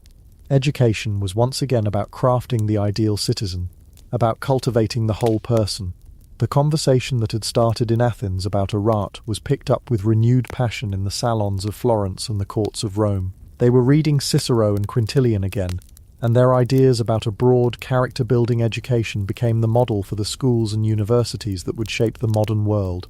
This Renaissance ideal flowed northward, shaping the Reformation, which emphasized literacy for all so that people could read the Bible for themselves, and leading into the intellectual ferment of the scientific revolution and the Enlightenment. The Enlightenment thinkers of the 17th and 18th centuries saw themselves as the direct heirs of the classical tradition of reason. Men like Voltaire, Jefferson, and Rousseau were all deeply steeped in the classics. They looked to the Athenian democracy and the Roman Republic as models and warnings for their own experiments in government. The Greek faith in human reason, in the power of rational inquiry to understand the universe and improve human society, was the central engine of the Enlightenment. The very idea of democracy, of citizenship, of the rule of law, was a concept consciously borrowed and rebooted from the classical world. The founding fathers of the United States, for instance, weren't just casually referencing Greece and Rome. They were obsessed with them. They were trying to build a new Rome on the shores of a new world, but hopefully one that could avoid the mistakes that led to its fall. And so we arrive, in a meandering way, at our own time. And you might think, what does any of this have to do with us now? It feels like ancient history, dusty and irrelevant. But the echoes of that Greek classroom are all around us, embedded so deeply in our own educational DNA that we often fail to see them. The entire structure of a Western education, the progression from elementary learning to the study of literature and history, capped by a specialized higher education, is a direct descendant of the Greco-Roman model. More profoundly, the enduring and often heated debate about what education is for is the same debate the Greeks were having. When we argue today about the value of a liberal arts degree versus a vocational or STEM-focused degree, we are reenacting the ancient tension between a practical, skills-based education and the Greek ideal of an education that cultivates the whole person, that teaches you how to think, not just what to do. The Socratic method, that relentless, questioning style of teaching that forces students to examine their own assumptions, is still held up as a pedagogical gold standard in law schools and graduate seminars. The very idea of a core curriculum, the belief that there is a body of essential knowledge that every educated person should possess, is a direct inheritance from the humanist revival of the classical ideal. When a university insists that its engineering students must also take a course in philosophy or literature, it is channeling the spirit of Cicero's Humanitas, the belief that a well-rounded mind is essential for a good life and a healthy society. The words we use are haunted by their Greek origins: academy, lyceum, gymnasium, philosophy, logic, rhetoric, history, democracy. These are not just words. They are concepts, frameworks for thinking, that we borrowed from a small group of people who lived 2.5 millennia ago. They posed the foundational questions: what is a good life? What is a just society? What is the best way to cultivate virtue and wisdom in the next generation? And we are still living inside the architecture of their answers. Of course, it's not a simple, unbroken line. It's a story of forgetting and remembering, of translation and transformation. The Roman focus on pragmatism, the Christian focus on theology, the Renaissance focus on the individual, the Enlightenment focus on reason, the modern focus on scientific inquiry. All of these have added new layers, new complexities. The conversation has grown richer, more complicated, and infinitely more inclusive than the one held by a small group of elite, free-born males in ancient Athens. But the original impulse remains: the belief that education is not merely about transmitting information, but about shaping character, that its ultimate purpose is to help us understand ourselves, our world, and our place within it, that by engaging with the great minds and great ideas of the past, we become more fully human. That is the enduring legacy. It's the quiet understanding that the boy struggling with his letters in a sun-drenched Athenian courtyard, the Roman nobleman memorizing Virgil, the monk carefully copying a manuscript in a cold stone cell, the Renaissance scholar marveling at a newly discovered text of Plato, and the student today, perhaps you, sitting up late, wrestling with a difficult idea. are all part of the same, long, unbroken conversation. It is a conversation that has survived the fall of empires, the burning of libraries, the clash of civilizations. It has been whispered, shouted, debated, suppressed, and rediscovered, time and time again. And it continues tonight, in the quiet hum of a university library, in the passionate debate of a classroom, in the silent communion between a reader and a book. The voice of that Greek teacher, against all odds, still echoes in the halls, a testament to the incredible resilience of a single, powerful idea, that the search for knowledge is the most human journey of all. And like any good journey, it doesn't really have a final destination. It's the movement, the process, the act of reaching for understanding itself that truly matters. And now it's time to let that journey soften, to let the echoes fade into the quiet of the room, and to simply rest,